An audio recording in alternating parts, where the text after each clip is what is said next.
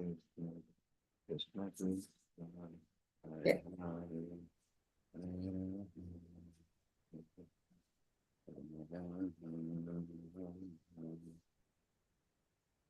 Okay, Hare Krishna. எல்லாருக்கும் இன்னைக்கு முதல்ல பகவத்கீதையை படிக்க வந்திருக்க அனைத்து பக்தர்களையும் நான் இஸ்கான் மேங்களூர் சார்பா நம்மளுடைய 3 மணி செஷனுக்கு அன்போட வரவேற்கிறேன்.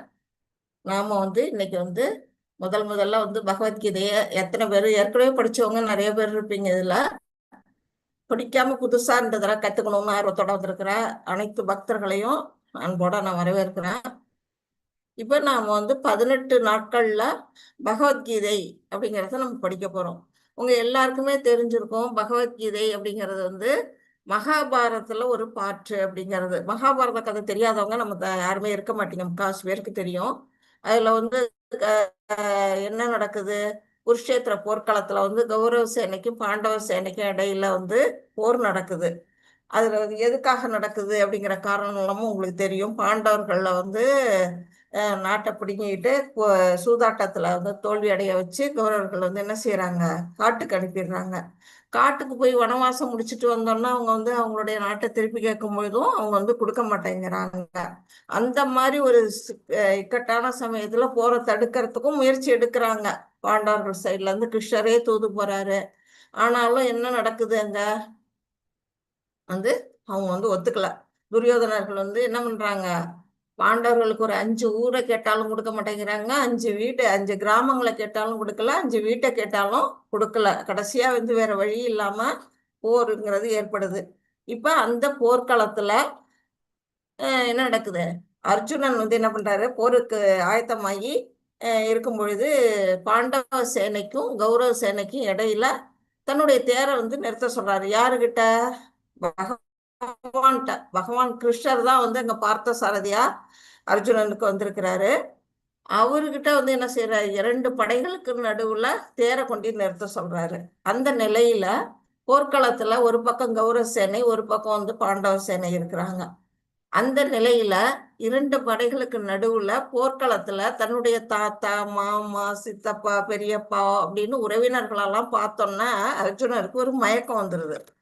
என்ன பண்றது, நம்ம உறவினர்களா அவங்கள கொல்லலாமா அப்படிங்கிற ஒரு மனசு இரக்கம். அந்த இரக்கத்தினால என்ன பண்றாரு, போர் புரியறதுக்கு தயங்குறாரு. அப்ப பகவான் இந்த கீதையை உரைக்கிறாரு. அதனாலதான் இதுக்கு பகவத்கீதைன்னு பேரு. பகவான் கிருஷ்ண பரபிரம்மம் அவருடைய திருவாயிலிருந்து இந்த கீதை உரைக்கப்பட்டது. கீதம்ங்கிறது உங்க எல்லாருக்கும் தெரியும். கீதம்னா வரி அந்த ஒரு சந்தத்துலதான் அமைச்சிருக்கிறாங்க.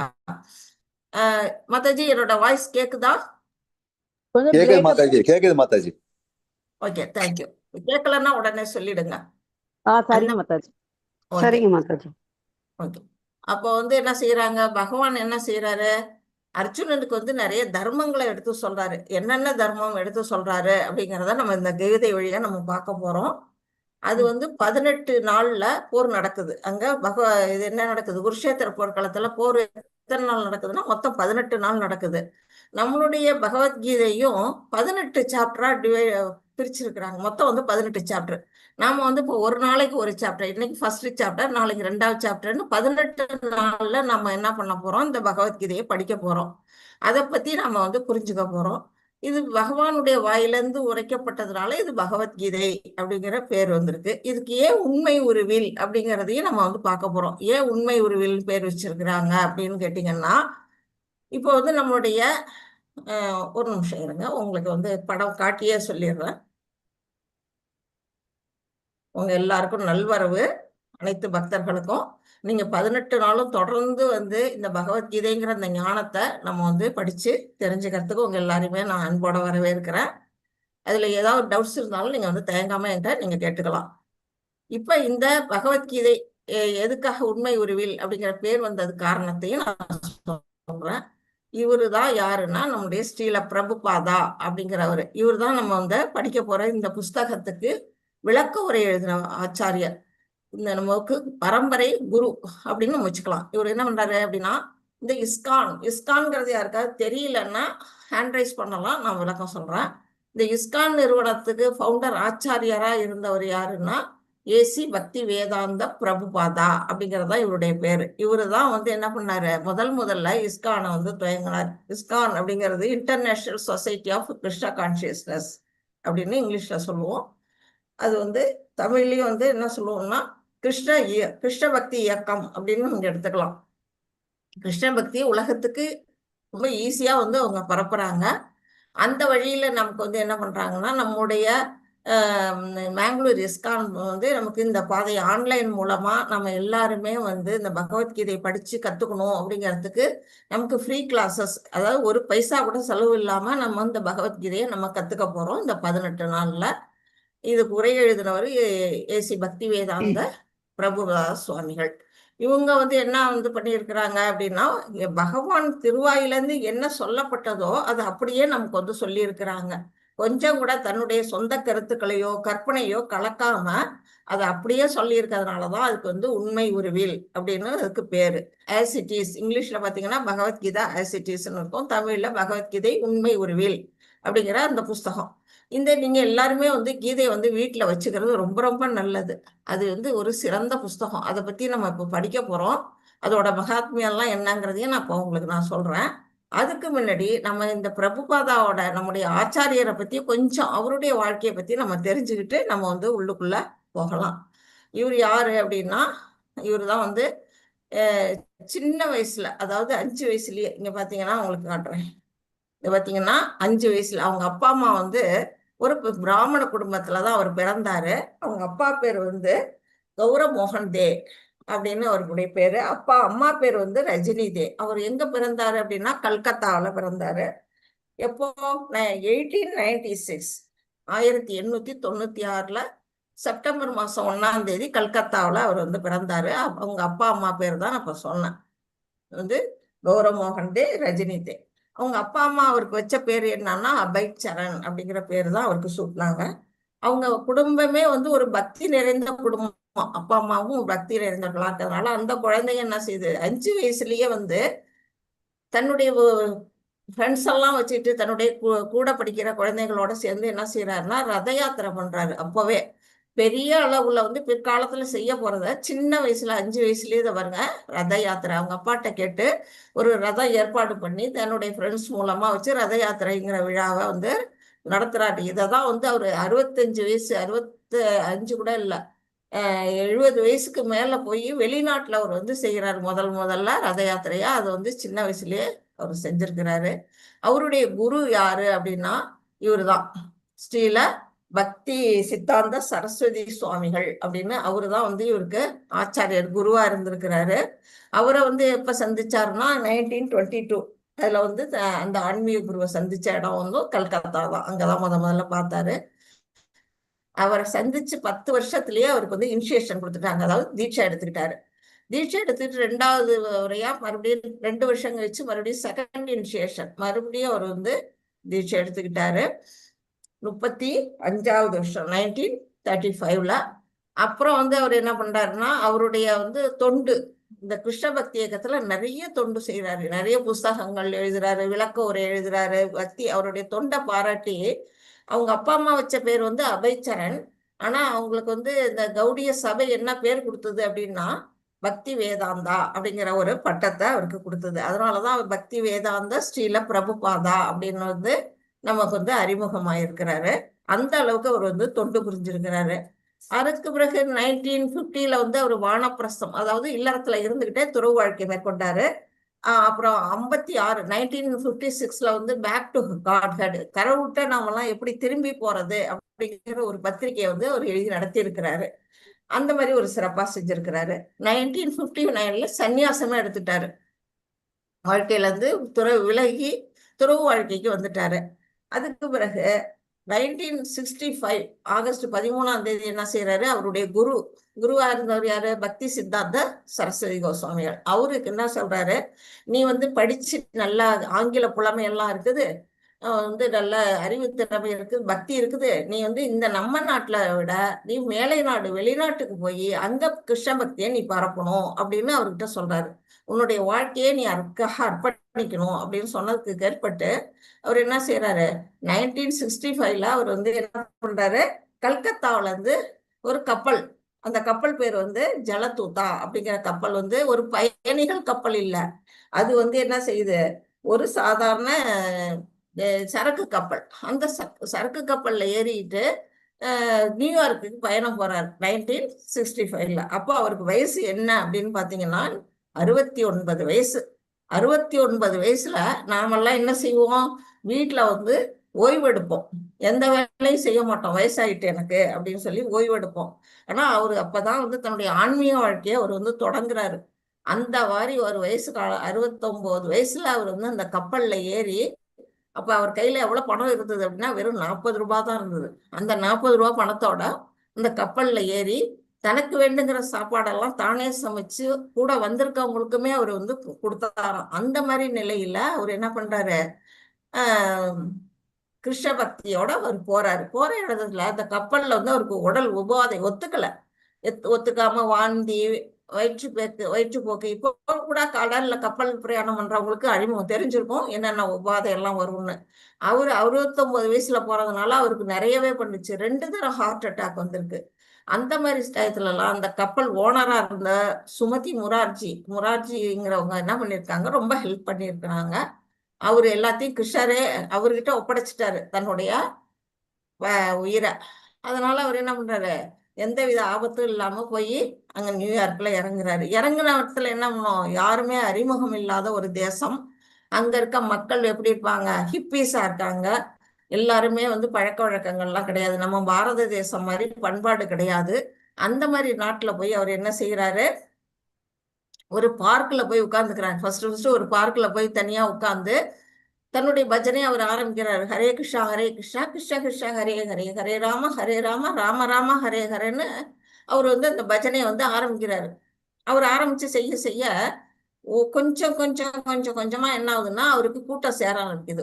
ஒவ்வொரு நாள்லையும் வந்து பார்த்தா ஃபர்ஸ்ட் 2 நாள்ல ஒரு 4 பேர் வராங்கன்னா அடுத்த நாள்ல 8 பேர் வராங்க, அப்புறம் 10 12 அப்படி 100 கணக்குல அவருக்கு வந்து என்ன செய்யறாங்க, தொண்டர்கள் அந்த பஜனையில ஈர்ப்பு பட்டு என்ன செய்யறாங்க, அவருடைய இதுல வந்து உட்கார்ந்துட்டு சேர்ந்து அவங்களும் சேர்ந்து பஜனை பண்றாங்க. இப்படி அவர் போய் அந்த மாதிரி மேல்நாட்டுல போய் ஒரு நாகரிகம் கல்ச்சரே சரியில்லாத அந்த நாட்டுல போய் கிருஷ்ண பக்தி இயக்கத்தை உருவாக்கி ஒரே வருஷம் 65ல போனாரு. 66ல வந்து அந்த இஸ்கானை வந்து ஃபர்ஸ்ட் நிறுவிட்டாரு. அந்த அளவுக்கு அவருடைய பக்தி தொண்டு இருந்திருக்கு.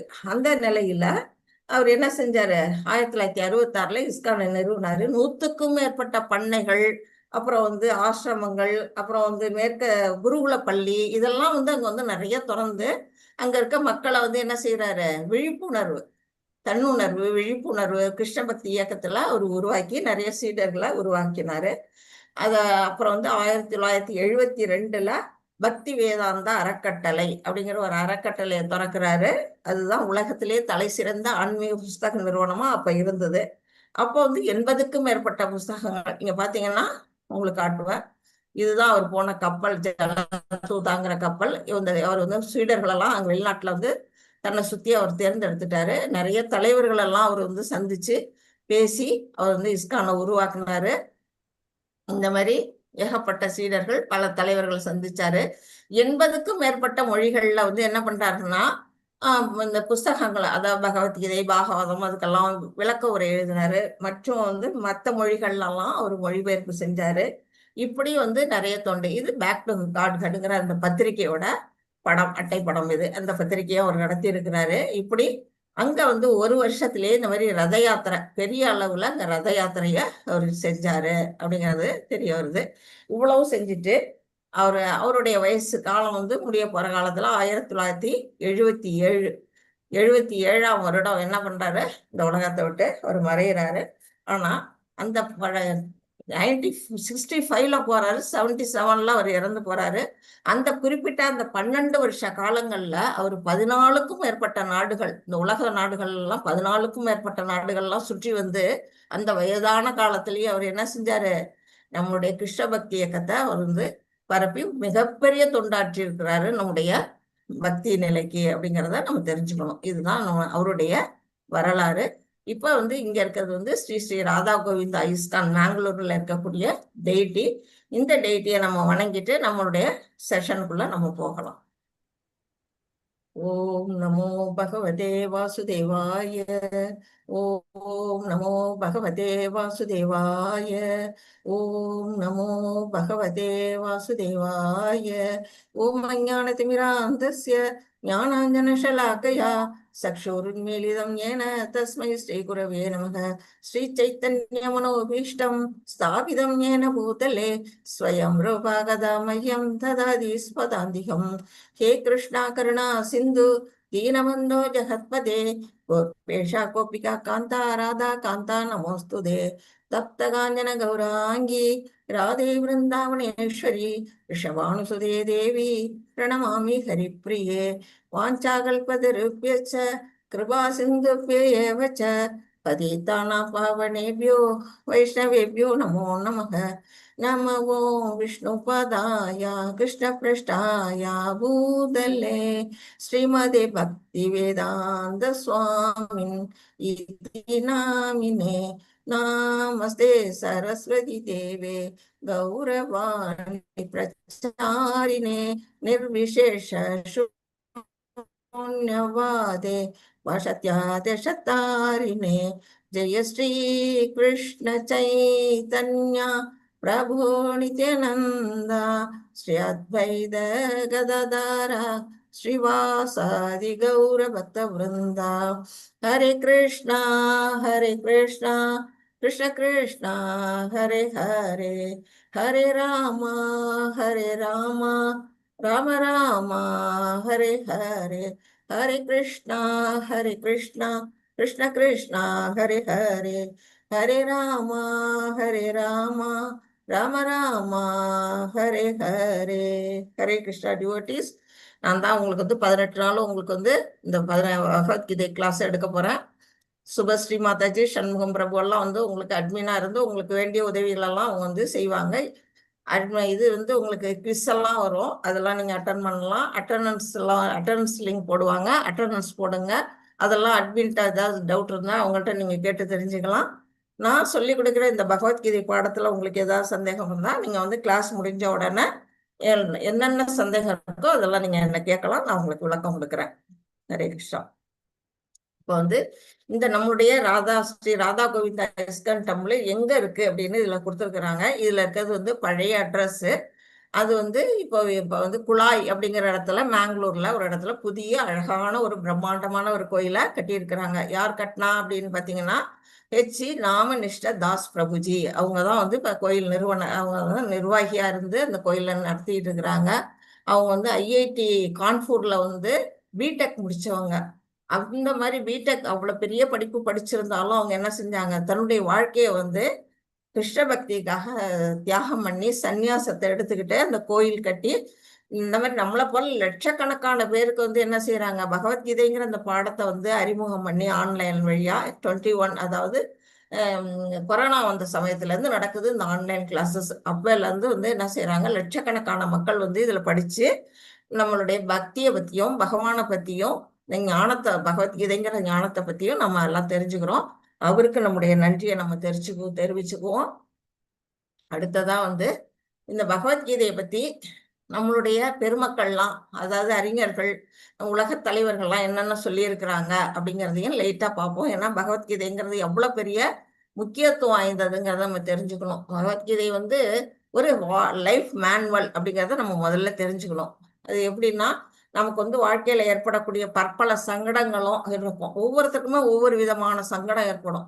அப்ப நமக்கு எதை செய்யறதுங்கிறது ஒரு குழப்பம் எல்லாருக்குமே வரும். அந்த டயத்துல இந்த பகவத்கீதை புஸ்தகத்தை டக்குன்னு ஒரு பக்கத்தை விரிச்சிங்கன்னா நம்ம குழப்பமா இருக்கக்கூடிய அந்த கேள்விக்கான விடை வந்து அந்த பக்கத்துல நமக்கு கிடைக்கும். இது வந்து அனுபவபூர்வமா நிறைய பேர் சொல்லியிருக்கிறாங்க.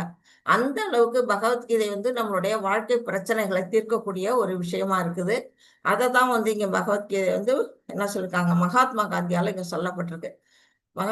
பகவத்கீதை என்பது நமது எல்லா பிரச்சனைகளுக்கும் பதில்களை கொண்ட ஒரு காவிய வேதம் அப்படின்னு யார் சொல்லியிருக்கா, நம்முடைய தேசப்பிதா அப்படின்னு போற்றக்கூடிய மகாத்மா காந்தியால சொல்லப்பட்டிருக்கு. இது ஒரு ஆன்மீக அகராதி அப்படின்னு.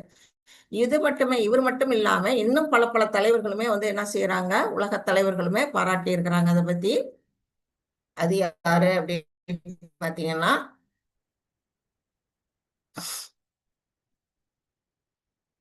இவர் சொல்லியிருக்கிறாரு. மகாத்மா காந்தி என்ன சொன்னாரு, கீதையை தியானிப்பவர்களுக்கு ஒவ்வொரு நாளும் புதிய மகிழ்ச்சியும் புதிய அர்த்தங்களையும் பெறுவார்கள். இப்ப வந்து நம்ம பகவத்கீதை படிக்கிறோம் அப்படின்னா நம்ம வந்து இந்த 18 நாள்ல படிச்சு முடிச்சிட முடியாது. 18 நாள் நிச்சயமா வந்து முழுசும் புரிஞ்சுக்க முடியாது. நம்ம வந்து ஓரளவுக்கு குறிப்பா உங்களுக்கு வந்து எதெல்லாம் முக்கியமான கருத்துக்களோ அதெல்லாம் நாங்க உங்களுக்கு சொல்லிடுவோம். இதை வந்து நீங்க கண்டினியூஸா படிக்கும் பொழுது என்ன ஆகும்னா தினம் தினம் உங்களுக்கு வந்து புதிய புதிய கருத்தங்கள், புதிய புதிய கருத்துக்கள், சந்தோஷம் எல்லாமே உண்டாகும் அப்படிங்கறது தான் நம்ம மகாத்மா காந்தி அவர்கள் சொல்லியிருக்கிறாங்க. இவரு யாரு அப்படின்னு பாத்தீங்கன்னா ஐன்ஸ்டீன் வந்து ஒரு விஞ்ஞானி, நோபல் பரிசு பெற்ற விஞ்ஞானி. அவர் என்ன சொல்லியிருக்கிறாரு, இந்த பகவத்கீதையை வந்து படிக்கிறாரு. அவர் படிச்சுட்டு இந்த பிரபஞ்சத்தை பகவான் எப்படி படைச்சாரோ அதை நான் யோசிக்கும் பொழுது நாமெல்லாம் வந்து செஞ்சக்கூடிய நாம கண்டுபிடிப்பெல்லாம் ஒண்ணுமே இல்ல, இறைவனுடைய கண்டுபிடிப்புல நாம கண்டுபிடிச்சதெல்லாம் ஒண்ணுமே இல்ல, மிதமிஞ்சியதாக தெரிகிறது பகவானுடைய அந்த கண்டுபிடிப்பு அப்படிங்கிறத ஒரு நோபல் பரிசு பெற்ற ஒரு விஞ்ஞானியும் புகழ்ந்து சொல்லியிருக்கிறாரு. இந்த மாதிரி நிறைய பேர் வந்து பகவத்கீதையை பத்தி புகழ்ந்து இருக்கிறாங்க. இப்ப பகவத்கீதை உண்மை உருவில் அப்படிங்கிறது ஏன் அப்படிங்கறத நான் உங்களுக்கு ஏற்கனவே சொல்லிட்டேன். இது இருந்தாலும் இதுலயும் என்ன சொல்லியிருக்கிறாங்க அப்படின்னு பார்ப்போம். இப்போ வந்து நம்ம வந்து ஒரு போனுக்கு வந்து சார்ஜ் பண்ணோம்னா இந்த மாதிரி ஒரு என்ன பண்ணுவோம், சார்ஜர் மூலமா தான் அதுக்கு வந்து என்ன பண்ணுவோம், நம்முடைய போனுக்கு வந்து சார்ஜ் பண்ணுவோம். அது வந்து கரெக்டான சார்ஜரா இருக்கணும், நடுவுல எங்கேயும் கட் ஆகாம ஒரு சார்ஜரா இருந்தாதான் கரெக்டா வந்து நம்ம போன் வந்து சார்ஜ் ஆகும். இல்ல நடுவுல உடஞ்சு கிடஞ்சு இருந்ததுன்னா என்ன ஆகும், சரியா வந்து கனெக்ஷன் இல்லாம நம்மளுடைய போனுக்கு வந்து கரெக்டான இது வந்து கிடைக்காது, தொடர்பு கிடைக்காது. அது மாதிரிதான் இப்ப பகவான் கிருஷ்ணர் இங்க பாத்தீங்கன்னா, இங்க படத்துல பாத்தீங்கன்னா இங்க பகவான் கிருஷ்ணர் வந்து முதல்ல யாருக்கு சொன்னாரு அப்படின்னா அவர்கிட்ட இருந்து உருவான பிரம்மதேவருக்கு அவர் வந்து பகவத்கீதையை உரைச்சிருக்கிறாரு. அவரு தன்னுடைய சீடரா இருக்கக்கூடிய தன்னுடைய மகனான நாரதருக்கு அவர் வந்து சொல்லி இருக்கிறாரு. நாரதர் வந்து வியாச பகவானுக்கு சொல்லி இருக்கிறாரு. அப்படியே வந்து என்ன பரம்பரையா என்ன சங்கிலி தொடர் வழியா இறங்கி வந்து நம்முடைய ஸ்ரீல பக்தி வேதாந்த பிரபுபாதா 32வது ஆச்சாரியர். நீங்க வந்து பகவத்கீதை புஸ்தகத்து முன்னுரை பார்த்தீங்கன்னா குரு பரம்பரை இருக்கும். அதுல 32வது குருவா ஸ்ரீல பிரபுபாதா இருப்பாங்க. இப்படி பரம்பரையா இறங்கி வந்திருக்கு இந்த செய்தி. கிருஷ்ணர்கிட்ட வந்த செய்தி வந்து நடுவுல எந்த விதமான உள்நோக்கமும் இல்லாம, சொந்த கருத்துக்கள் இல்லாம, கற்பனைகள் இல்லாம அப்படியே பகவான் சொன்னதை இங்க எடுத்து சொல்லி இருக்கிறாங்க அப்படிங்கிறதுதான் இதுல வந்து சொல்லப்பட்ட கருத்து. அடுத்ததா வந்து இப்ப வந்து கீதையை பத்தி ஒரு பெருமையா எப்படி சொல்லியிருக்கிறாங்க அப்படின்னு பாத்தீங்கன்னா, ஒரு பரந்த புஸ்தகம். எப்படின்னா நம்ம 18 நாட்கள்ல படிச்சு நம்ம வந்து முழுசும் புரிஞ்சுக்க முடியாது. 18 நாள்ல நம்மளால என்ன படிச்சுக்க முடியும்னா ஓரளவுக்கு ஒவ்வொரு சாப்டர்லயும் என்ன முக்கியமான கருத்துக்கள் சொல்லி இருக்கிறாங்க அப்படிங்கிறத நம்ம புரிஞ்சுக்கலாம். இது வந்து எப்படி பண்ணியிருக்காங்க, 3ஆ டிவைட் பண்ணியிருக்கிறாங்க. 18 சாப்டரையும் 6 பிரிச்சிருக்கிறாங்க. ஃபர்ஸ்ட் 6 சாப்டர் வந்து கர்மயோகம், அதை பத்தி பேசுது. கர்மத்தின் வழியாக நம்ம செய்யக்கூடிய செயலின் வழியாக இறைவனை எப்படி சென்றடையலாம் அப்படிங்கிறத பத்தி சொல்லப்பட்டிருக்கு. அடுத்த 6 சாப்டர் 7ல இருந்து 12 வரையிலும் உள்ள அந்த சாப்டர்ஸ் வந்து பக்தி யோகம், பகவான பக்தி பண்ணி எப்படி இறைவனை அடையலாம் அப்படிங்கறத பத்தி அதுல சொல்லப்பட்டிருக்கு. கடைசி 6 சாப்டர் 13ல இருந்து 18 வரையிலும் என்ன சொல்லியிருக்காங்க, ஞான யோகம். ஞானம் நம்ம வந்து இந்த பகவானை பற்றி ஞானத்தை தெரிஞ்சுக்கிட்டு அதன் மூலமா எப்படி இறைவனை அடையலாம் அப்படிங்கிறத அதுல 6 சாப்டர்லயும் படிக்க போறோம். மொத்தம் இப்படி 18 சாப்டரும் 700 ஸ்லோகங்கள்ல இருக்குது. 700 ஸ்லோகங்கள்ல எதெல்லாம் முக்கியமான ஸ்லோகமோ அதெல்லாம் எடுத்து சொல்லி உங்களுக்கு நான் வந்து அன்னன்னைக்கு ஒவ்வொரு சாப்டரா படிச்சுட்டு போவோம். இது எதுக்காக இந்த 18 நாள்ல ஃபர்ஸ்ட் சொல்றோம் அப்படின்னா, நீங்க வந்து என்ன பண்ணணும், இதை வந்து மேல படிக்கணும். இந்த 18 நாள்ல படிச்சதோட நீங்க நிறுத்திடக்கூடாது. அடுத்த லெவல், இது ஃபர்ஸ்ட் லெவல் 1 நீங்க படிக்கிறீங்க. லெவல் 2 அடுத்த நிலைக்கு வரும்பொழுது என்ன ஆகும்னா இதை விரிவா படிப்போம். இந்த 18 சாப்டருமே என்னன்னா 700 ஸ்லோகங்களையுமே நாம வந்து என்ன செய்வோம், விரிவா படிச்சு இன்னுமே உங்களை வந்து நல்ல வந்து பகவத்கீதை ஞானத்தை உங்களுக்கு நாங்க சொல்லிக் கொடுக்க முடியும். அததான் வந்து இப்ப ஆரம்ப நிலை இது. அதை பத்தி இப்ப எந்த மனநிலையில பகவத்கீதை பேசப்பட்டது அப்படிங்கறத வந்து இங்க சொல்லியிருக்காங்க. என்ன சொல்லியிருக்கிறாங்க, அர்ஜுனனின் கலக்கம். அர்ஜுனனுக்கு வந்து போர்க்களத்துல போய் 2 படைகளுக்கு நடுவுல இறைவன் வந்து அந்த தேரை நிறுத்தணும்னா அவருக்கு ஒரு கலக்கம் வருது. எதிரி படையில இருக்கிறவங்க எல்லாம் உறவினர்களா இருக்கிறாங்க. அதை பார்த்தோன்னா அவங்கள கொல்லலாமா, அவங்கள கொன்னுட்டு நம்ம ராஜ்யம் தேவையா அப்படிங்கிற ஒரு மனக்கலக்கம் அவருக்கு வருது. அடுத்தது மாயை. அவருக்கு வந்து வந்திருக்க கலக்கம் எப்படிப்பட்டதுன்னா மாயை பகவானால ஏற்பாடு பண்ணது. அவர் வந்து ஒரு சிறந்த வீரன், ஒரு வில்லாளி. நம்ம எல்லாருக்கும் தெரியும், வில்லுக்கு விஜயன் அப்படின்னு நம்ம தெரிஞ்சு வச்சிருக்கிறோம். அந்த நிலையில அர்ஜுனனுக்கு வந்து அந்த குழப்பம், அந்த கவலை, அந்த மாயை இதெல்லாம் வர வேண்டிய காரணம் என்ன அப்படின்னா, பகவான் வந்து அந்த குழப்பத்தையும் கவலையும் அவருக்கு உண்டாக்குறாரு, மாயையா உருவாக்குறாரு. உருவாக்குனாதான் இந்த பகவத்கீதையை பேச வேண்டிய ஒரு காலகட்டம் உருவாகும். அவருக்கு வந்து அட்வைஸ் பண்ண முடியும். அந்த அறிவுரைகள் மூலமா தான் பகவத்கீதை என்ன செய்ய முடியும், நம்மளை போல இருக்க மக்களுக்கு, நம்மளை போல சாதாரண பாமர மக்களுக்கு நம்மளுடைய நலனுக்காக பகவான் என்ன செய்யறாரு, அர்ஜுனனுக்கு ஒரு குழப்பத்தையும் கவலையும் உண்டாக்கி இங்க பகவத்கீதை பேசப்பட்டது. இது பேசப்பட்ட கால அளவு எவ்வளவு அப்படின்னா வெறும் 45 நிமிஷம், 3/4 மணி நேரத்துல பகவான் உரைச்சதை நம்ம 18 நாள்ல படிக்க போறோம். அப்புறம் விரிவா 1 வருஷம் கூட படிப்போம். மேல மேல வாழ்க்கையில நம்ம படிச்சுக்கிட்டு இருக்க போறோம். அவ்வளவு கருத்துக்கள் அதுல வந்து சொல்லப்பட்டிருக்கு. அதுல என்னென்ன சொல்லப்பட்டிருக்கு அப்படிங்கிறதையும் நம்ம பார்க்க போறோம். இது வந்து அர்ஜுனனின் தீர்க்கப்பட்ட தன்மை. இதுதான் வந்து இங்க ஒரு பக்கம் வந்து கௌரவ படைகள் இங்க இருக்காங்க, ஒரு பக்கம் பாண்டவ சேனைகள், இதுக்கு நடுவுல பகவானுடைய தேர் கொண்டு வந்து அவர் நிறுத்தி இருக்கிறாரு. அந்த நிலையில என்ன செய்யறாரு அர்ஜுனன், போர்க்களத்துல போர் புரியத்துல ஒரு கலக்கம் உண்டானா பகவான்கிட்ட சரணடைகிறாரு. சரணடைஞ்சு என்ன சொல்றாரு, 2.7ல வரும் அந்த ஸ்லோகம். சரணடைஞ்சு உங்கள்கிட்ட சரணடைந்த குரு சீடன்னா எனக்கு எது நல்லதோ அதை சொல்லுங்க அப்படின்னு அவர் கேட்கிறாரு. அந்த நிலையில தான் வந்து இந்த பகவத்கீதை வந்து பகவானால அங்க பேசப்படுது. பேசப்பட்ட சூழ்நிலை அது அப்படிங்கிறது சொல்லப்பட்டிருக்கு. இப்ப கீதா மகாத்மியம், கீதை மகாத்மியத்தை வந்து யார் எழுதுனா அப்படின்னு பாத்தீங்கன்னா நம்முடைய ஸ்ரீபாத ஆதி சங்கராச்சாரியார் அவர்களால பாடப்பட்டதுதான் கீதா மகாத்மியம். அவரு ஒரு 7 பாடல்கள்ல கீதையை பத்தி அவ்வளவு அழகா வந்து கருத்துக்களை சொல்லியிருக்கிறாரு. என்ன சொல்லியிருக்கிறாரு அப்படின்னா, பகவத்கீதையின் உபதேசங்களை முறையாக பின்பற்றுவன். அவங்க பகவத்கீதையில வந்து நம்ம படிக்கிறது பெருசு கிடையாது, அதை நம்மளுடைய வாழ்க்கையில வந்து கடைபிடிக்கணும். அந்த கடைபிடிச்சு அது வாழ்க்கையில கொண்டு போறவங்க என்ன செய்ய முடியும், வாழ்வின் எல்லாவித துயரங்களிலிருந்தும் ஏக்கங்களிலிருந்தும் விடுபட முடியும். நம்ம வாழ்க்கையில இருக்கக்கூடிய கவலைகள்லாம் மறைஞ்சிரும், துன்பங்கள்லாம் மறைஞ்சிரும். இது நான் வந்து என்னோட அனுபவபூர்வமானு நான் சொல்றேன். நான் ஒரு 4 வருஷமா இந்த கின்ஷா கான்ஃபரன்ஸ்ல இருக்கிறேன். இந்த படிக்க படிக்க படிக்க படிக்க என்னன்னா எனக்கு எந்தவித கவலையுமே இல்லை, ரொம்ப சந்தோஷமா இருக்கிறேன். மேல மேல வந்து படிச்சுக்கிட்டும் இருக்கிறேன். அந்த நிலையில வந்து எல்லாருக்கும் என்ன செய்யுது, சால்வேஷன் இது வந்து கிடைக்குது. இது வந்து லைஃப் மேனுவல் அப்படிங்கிறத நம்ம வந்து புரிஞ்சுக்கணும். அடுத்தது, இவ்வாழ்வின் பயம் முழுவதிலிருந்து விடுபட்டு அவன் மறுவாழ்வில் ஆன்மீக வாழ்வை அடைகிறான். அது மட்டும் இல்ல, இந்த வாழ்க்கையில இப்ப நமக்கு வந்து ஒவ்வொரு அடி எடுத்து வைக்கிற ஒவ்வொரு அடியிலையும் என்ன இருக்குன்னா நமக்கு பயம் இருக்கும். வாழ்க்கை எப்படி வந்து கொண்டு போறது அப்படின்னு. ஒரு சின்ன ஸ்கூல்ல, எல்கேஜி ஸ்கூல்ல வந்து குழந்தைங்க வந்து சேர்க்கணும்னா கூட அதுக்கு சீட்டு கிடைக்கணுமே அப்படின்னு ஒரு பயம் இருக்கும். அடுத்து அந்த குழந்தைங்க வந்து எந்த கெட்ட பழக்கம் இல்லாம வளரணுமே அப்படின்னு அது வளர்ந்த பிறகு ஒரு நல்ல கல்லூரியில அதுக்கு வந்து இடம் கிடைக்கணுமே, அதுக்கு நல்ல படிப்பு வரணுமே, அதுக்கு திருமணம் பண்ணணுமே அப்படின்னு நம்ம வந்து ஒவ்வொரு படியிலையும் நமக்கு வந்து என்ன இருக்குதுன்னா கவலை, பயம் எல்லாமே இருக்கும். அது எல்லாத்துல இருந்து எது விடுவிக்குது, இந்த பகவத்கீதை விடுவிக்குது. ஏன்னா நம்ம சரியான வழியில நம்ம வாழ்க்கையை வந்து இதை பின்பற்றி வாழ்ந்தோம்னா நமக்கு வந்து இந்த கவலைகள்ல இருந்தாலும் பயத்துல இருந்தாலும் நம்ம விடுபட்டு அடுத்த பிறவியில, நமக்கு இந்த பிறவி விட்டு அடுத்த பிறவிலையும் நம்ம என்ன பண்ண முடியும்னா ஆன்மீக ஒரு வாழ்வு நமக்கு கிடைக்கும் அப்படிங்கிறத நான் சொல்லல, சங்கராச்சாரியார் அவர்கள் சொல்லியிருக்கிறாங்க.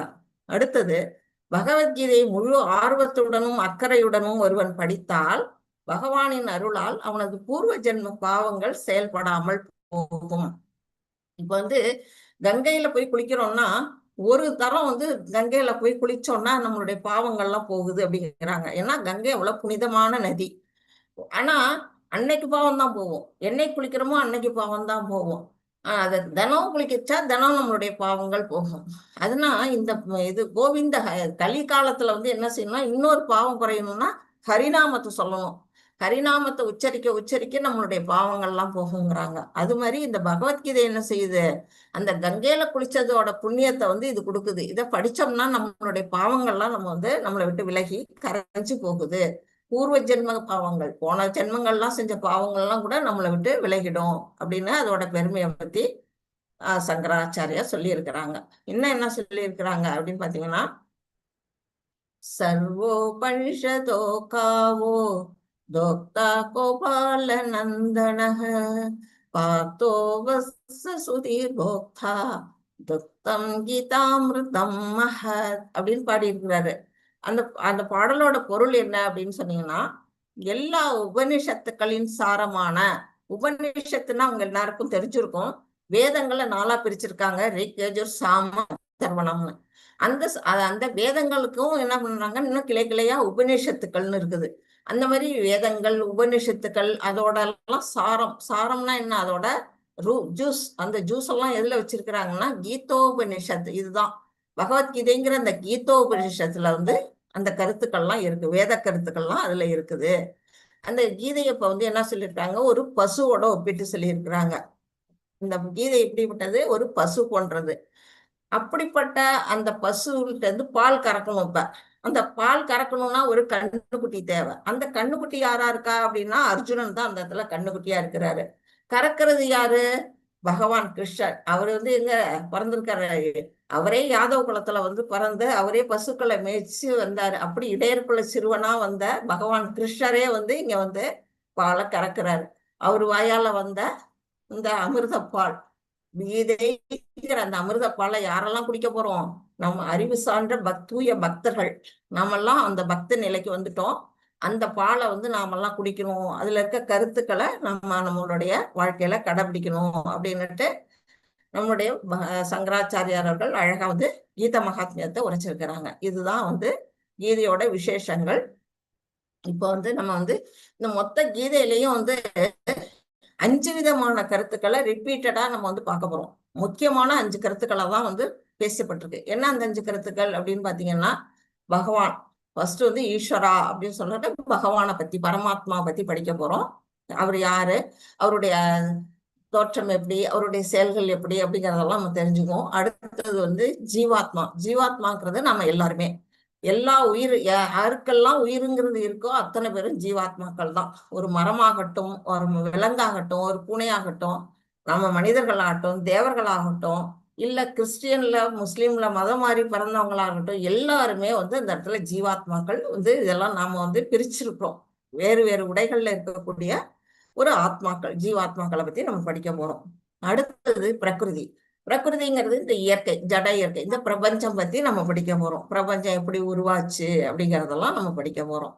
அதுக்கு பிறகு காலம். காலம்ங்கிறது 3 காலம் நமக்கு தெரியும், முற்காலம்னு, இறந்த காலம், நிகழ்காலம், இதுன்னுட்டு. ஆனா பகவான் வந்து இந்த காலம்ங்கிறதை எப்படி உருவாக்கி அவர் கால ரூபமா இருக்கிறாரு அப்படிங்கிறத இதுல வந்து சொல்லப்பட்டிருக்குது. கடைசியா வந்து கர்மா. கர்மாங்கிறது நம்ம ஒவ்வொருத்தரும் செய்யக்கூடிய செயல்கள். நம்ம வந்து எப்படி வந்து இந்த செயல்களை நம்ம செஞ்சுக்கிட்டு இருக்கிறோம். இப்ப வந்து பரமாத்மா, ஜீவாத்மா, பிரகிருதி, அடுத்தது வந்து காலம். இந்த 4ம் வந்து எப்படின்னா எட்டர்னல், அதாவது நித்தியமானது, அழிவற்றது, எந்த காலத்திலையும் அழியாதது அப்படிங்கிறத நம்ம புரிஞ்சுக்கணும். ஆனா கர்மா எப்படிப்பட்டதுன்னா மாறுதலுக்கு உட்பட்டது. நம்ம இன்னைக்கு ஒரு செயல் செய்வோம், நாளைக்கு அதை அப்படியே மாத்தி வேற ஒரு செயல் செய்வோம், நல்லது கெட்டதுங்கிற மாறி மாறி. அதனால அந்த கர்மாவுக்கு மட்டும் மாறுதலுக்கு உட்பட்டது, மற்ற நாளும் வந்து நித்தியமானது அப்படிங்கிறதையும் நம்ம படிக்க போறோம். இது 5 கருத்துக்கள் வந்து முக்கியமான கருத்துக்கள். இதுல வந்து இப்ப வந்து இதுல இந்த சாப்டரோட பேர் என்னன்னா அர்ஜுன விஷாத யோகம். விஷாத அப்படின்னா கவலை. அர்ஜுனனுக்கு ஒரு கவலை உருவாகுது. ஏன் உருவாகுது, அந்த கவலையோட காரணம் என்ன, அதை எப்படி பகவான் தீர்த்து வைக்கிறாரு அப்படிங்கறதெல்லாம் தான் நம்ம படிக்க போறோம். இந்த ஃபர்ஸ்ட் சாப்டர்ல அவருடைய கவலைகளை மட்டும் இங்க கொடுத்துருக்குறாங்க, அதை நம்ம பார்ப்போம். இப்ப வந்து போர்க்களத்துல வந்து 2 படைகளுக்கு நடுவே அர்ஜுனுடைய தேர் வந்து நிக்குது. பகவான் சாரதியா வந்து பார்த்த சாரதியா அங்க நிக்கிறாரு. இப்ப வந்து இங்க வந்து ஒரே காட்சி தான். அந்த ஒரே காட்சிய வந்து வெவ்வேறு எதிர்வினைகள், அதாவது ஒவ்வொருத்தருக்கும் எப்படி வந்து மாறுபட்ட கருத்துக்கள் இருக்கு அப்படிங்கிறத நம்ம பார்க்க போறோம். இது யாரு அப்படின்னு பாத்தீங்கன்னா திருதராஷ்டிரன். உங்க எல்லாருக்குமே தெரிஞ்சிருக்கும். திருதராஷ்டிரன் யாரு அப்படின்னா துரியோதனனுடைய தந்தை. இயற்கையிலேயே வந்து ஒரு பிறவி குருடர். அப்படிப்பட்ட அவருடைய மனநிலை எப்படி இருக்கு அப்படின்னு பாத்தீங்கன்னா, இங்க வந்து என்ன இருக்கு, அவருடைய மனநிலை வந்து இங்க அர்ஜுனன் அதாவது போர்ல வந்து தன்னுடைய மகன்களுக்கு வெற்றி கிடைக்குமா, அவங்க வந்து போர்ல பின்வாங்காம போர் செய்வாங்களா அப்படிங்கிறது அவருடைய யோசனையில இருக்குது. தன்னுடைய மகன் வந்து வெற்றி பெறணும், அரசாட்சிக்கு வரணும் அப்படிங்கிறது அவருடைய ஆசை. அந்த நிலையில அவரோட மனப்போக்கு இருக்குது. அடுத்தது இது வந்து துரியோதனன். பார்த்தீங்கன்னாலே தெரியும், துரியோதனன் வந்து அவருடைய வந்து அவருடைய முகத்தோற்றமே வந்து அகம்பாவம் ஆணவத்தோட இருக்காரு, ஒரு திமிரா இருக்கிறாரு. ஏன் இருக்கிறாரு, அவர் பக்கத்துல இருக்க வீரர்கள் மகாரதர்கள்லாம் இருக்காங்க. பீஷ்மாச்சாரியார், துரோணாச்சாரியார், கர்ணன், சல்லியன் அப்படிங்கிற மாபெரும் வீரர்கள்லாம் இருக்கிறாங்க. அந்த வீரர்களோட பலத்துல நாம வெற்றி அடைஞ்சிடலாம் அப்படிங்கிற ஒரு ஆணவம், அந்த ஆணவத்தோட வந்து அவருடைய முகம் தோற்றம் இருக்கு காட்டுது இங்க. ஆனா அர்ஜுனனுடைய முகம் எப்படி இருக்கு பாருங்க, ஒரு கவலையா இருக்கு, கண்ணுல இருந்து தண்ணியே வருது, அழுகுறாரு. ஏன் அவர் வந்து சிறந்த ஒரு வில்லாளி, அவருடைய மனநிலை இப்படி இருக்கு அப்படின்னா, பாசம், தன்னுடைய உறவினர்கள் மேல இருக்கக்கூடிய பாசம், அவங்களெல்லாம் கொல்ல மனம் இல்லாம அந்த பாசத்தினால அவர் கவலையில இருக்கிறாரு.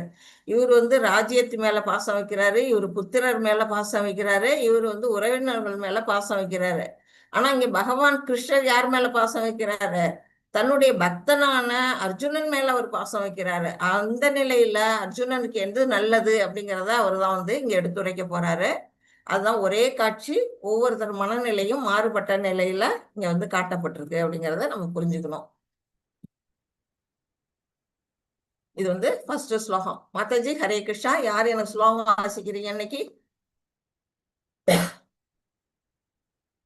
ஹரே கிருஷ்ணா மாதாஜி. மாதாஜி हरे பிரபுஜி. कृष्णा माता जी। சொல்லுங்க பிரபு, வாசிக்கிறீங்களா?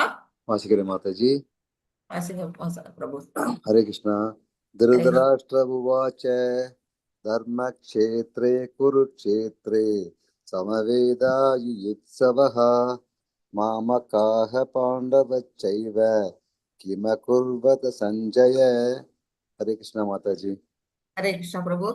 இது வந்து இந்த 700 ஸ்லோகங்கள்ல திருதராஷ்டிரர் பாடக்கூடிய ஒரே ஒரு ஸ்லோகம் இந்த ஒரு ஸ்லோகம் தான். அதான் திருதராஷ்டிர உவாச்சா. திருதராஷ்டிரர் என்ன சொல்றாரு, தர்மக்ஷேத்திரே குருக்ஷேத்திரே. தர்மக்ஷேத்திரம் எது, அந்த அந்த குருஷேத்திர போர்க்களத்தை பத்தி இங்க வர்ணிக்கிறாங்க. அப்படிப்பட்ட அந்த குருஷேத்திர போர்க்களத்துல போர் புரிய விருப்பம் கொண்டு போர் புரியலாம் அப்படிங்கிற விருப்பத்தோட ஒண்ணு கூடிய என் மகன்களும், அந்த இடத்துல பாத்தீங்கன்னா அவர் பிரிச்சு பேசுறாரு, என் மகன்களும் பாண்டுவின் புதல்வரும் என்ன செய்தனர் சஞ்சயனே அப்படின்னு இருக்கிறார். சஞ்சயன் யாரு அப்படின்னு பார்த்தா, இந்த திருதராஷ்டிரருடைய காரியதரிசி, அவருடைய பர்சனல் அசிஸ்டன்ட் நம்ம சொல்றோம் இல்லையா, அவர் தான் வந்து இங்க காரியதரிசியா இருக்கிறவரு சஞ்சயன் அவர் பேரு. அவர் வந்து இறைவன் மேல பகவான் மேல பக்தர் தான். ஆனா இவருக்கு வேலை செய்யறதுனால இந்த இடத்துல இவர் இருக்காரு. இப்ப இவர் வந்து போர்க்களத்துல நடக்கிறத இவர் எப்படி இங்க இருந்து ஒரு அரண்மனையில இருந்துகிட்டு பாக்குறாரு அப்படின்னு நம்ம யோசிக்கலாம். பாத்தீங்கன்னா இவங்க 2 பேருமே அரண்மனையில தான் இருக்கிறாங்க. போர்க்களத்துல நடக்கிற செய்திகளை வந்து இவர் கேட்கிறாரு, திருதராஷ்டிரர் கேட்கிறாரு. போர்க்களத்துல என் மகன்களும் என்னுடைய மகன்களும் பாண்டுவின் புதல்வரும் அப்படியே வந்து அவர் பிரிச்சுட்டார். தன்னுடைய தம்பி பிள்ளைங்களை வந்து அவர் என்ன செய்யறாரு, அவங்களும் இவருக்கு குழந்தைகள் தான். ஆனா வந்து என் மகன் பாண்டுவின் புதல்வர் அப்படின்னு அவர் சொல்லும் போதே கிம் குர்வத அப்படின்னு அவர் கேட்கிறாரு, என்ன செய்தனர் அப்படின்னு கேட்கிறாரு. என்ன செய்யறாங்க, போர்க்களத்துக்கு எதுக்கு போயிருக்காங்க, போர் புரியதான் போயிருக்காங்க. அப்புறம் எதுக்காக அந்த கேள்வி கேட்கிறாரு, அதுல ஒரு உள்நோக்கம் இருக்குது. அந்த உள்நோக்கம் என்ன, தன்னுடைய மகன்கள் தான் வந்து அரசாட்சிக்கு வரணும், பாண்டவர்கள் தோத்து விடணும் அப்படிங்கிற ஒரு, அவரு வந்து என்ன தன்னுடைய புதல்கள் மேல ஒரு அளவுக்கு அதிகமான பாசம், அதுவும் தப்பான விதத்துல அவர் இருக்கிறாரு. அதை வந்து அவர் கேட்கிறாரு. இப்ப வந்து அதை பத்தி வந்து சஞ்சயர் தான் அவங்க என்ன நடக்குதுங்கிறத பார்த்து பார்த்து சொல்ல போறாரு. எப்படி அவருக்கு பார்க்க முடியும் அரண்மனையில இருந்தபடியே அப்படின்னு பாத்தீங்கன்னா, இவருடைய குரு யாரு அப்படின்னா வியாச பகவான். நம்ம வந்து வேதங்கள் எல்லாம் தொகுத்து வழங்கினவர், இந்த மகாபாரதம் ராமாயணம் எல்லாம் எழுதினவர் வியாசர். அவரு தான் வந்து என்ன சொல்றாரு, இப்ப வந்து இவருக்கு திவ்ய திருஷ்டி ஞான கண்களை கொடுத்திருக்கிறாரு. அரண்மனையில இருந்தபடியே அங்க என்ன நடக்குது அப்படிங்கிறத இவரால பார்க்க முடியுது. அதை பார்த்து இவர் என்ன பண்றாரு, டெலிகாஸ்ட் பண்றாரு. ஒரு நம்ம சொல்லுவோம்ல நேர்முக வர்ணனை. இப்ப கோயில ஒரு கும்பாபிஷேகம் நடக்குதுன்னா நம்ம என்ன செய்வோம், அதை பார்த்து ஒருத்தங்க வர்ணிப்பாங்க. அப்போ வந்து நம்ம தொலைக்காட்சி, நம்மளுடைய வீட்டுல இருக்க டிவி வழியா இல்ல ரேடியோ வழியா மொபைல் வழியா கூட நம்ம வந்து என்ன பண்றோம், பாக்குறோம் வீட்டுல. அந்தபடி அந்த மாதிரி இவர் அங்க நடக்கிறத அப்படியே வந்து இங்க வந்து இவருக்கு வந்து எடுத்து சொல்றாரு. அதை தான் நம்ம வந்து இந்த ஸ்லோகத்துல சொல்லப்பட்டிருக்கு. முக்கியமா அந்த ஸ்தலத்தோட பெருமை வந்து சொல்லப்பட்டிருக்கு. புண்ணிய ஸ்தலம் அப்படின்னு. அந்த குருஷேத்திர போர்க்காலத்துல வந்து எப்படி இருக்குன்னா புண்ணியமான ஒரு ஸ்தலம். அங்க போர் புரியறவங்க தர்மம் தான் ஜெயிக்கும் அப்படிங்கிறத வந்து இங்க குறிப்பா வந்து இங்க சொல்லப்பட்டிருக்கு. இப்போ வந்து அதை தான் இங்க வந்து படமா கட்டி இருக்கிறாங்க. இப்போ வந்து நம்ம வீட்டுல கிரகப்பிரவேசம் பண்ணணும்னா நம்ம என்ன செய்வோம்? ஃபர்ஸ்ட் பால் காய்ச்சுவோம். வீடுக்கு குடி போறதுக்கு பால் காய்ச்சும் பொழுது என்ன செய்யும்? இந்த பால் பொங்கி வழியஞ்சா நல்லது வீட்டுக்கு அப்படின்னு என்ன பண்ணுவோம்? பாலை பொங்க விடுவோம். அது எதுக்காகனா அது ஒரு நல்ல நல்ல சகுனம் அப்படின்னு நம்ம எடுத்துக்கிறதுக்காக பால் பொங்க விடும். பால் பொங்கிட்டா அப்படின்னு கேட்போம். அந்த மாதிரி ஒரு இதுல கூட நீங்க பொங்கல்ல கூட என்ன பண்ணுவோம்னா பால் பொங்கிச்சான்னு கேட்பாங்க. அந்த மாதிரி அந்த தர்ம கஷேத்திரத்தோட பெருமை எப்படி இருக்கு அப்படின்னா அங்க வந்து தர்மம் மட்டுமே தான் நிலை பெறும். அதர்மம் தோத்து விடும். அதர்மம் யார் இருக்கா? துரியோதனர்கள் இருக்காங்க. தர்ம பக்கத்துல யார் இருக்காங்க? பாண்டவர்கள் இருக்கிறாங்க. அதனால பாண்டவர்கள் தான் ஜெயிப்பாங்கிறது குறிப்பா அங்க வந்து உணர்த்துறாங்க. அடுத்தது அந்த பால், அந்த பால்ல ஒரு சொட்டு எலுமிச்சம் பழத்தை விட்டா என்ன ஆகும்? அது வந்து தெரிஞ்சிடும். தெரிஞ்சு போக வாய்ப்பு உண்டு. நமக்கு தெரியும் பால் தெரிஞ்சா என்ன ஆகும்? அந்த பாலாடை தனியா வந்துடும். நீத்து போய் இந்த தண்ணி தனியா வந்துடும். அதுதான் இங்க மாமக்கா பாண்டவாஸ் அப்படின்னு வந்து சொல்லியிருக்காங்க. என்னுடைய மகன்களும் பாண்டவ பூதர்களும் என்ன செய்தனர் கேட்கிறார் இல்லையா? அந்த மாமக்கா அப்படிங்கிறது வந்து திரிஞ்சு போன அந்த பாலுக்கு உதாரணமா இங்க கௌரவர்கள் இருக்காங்க.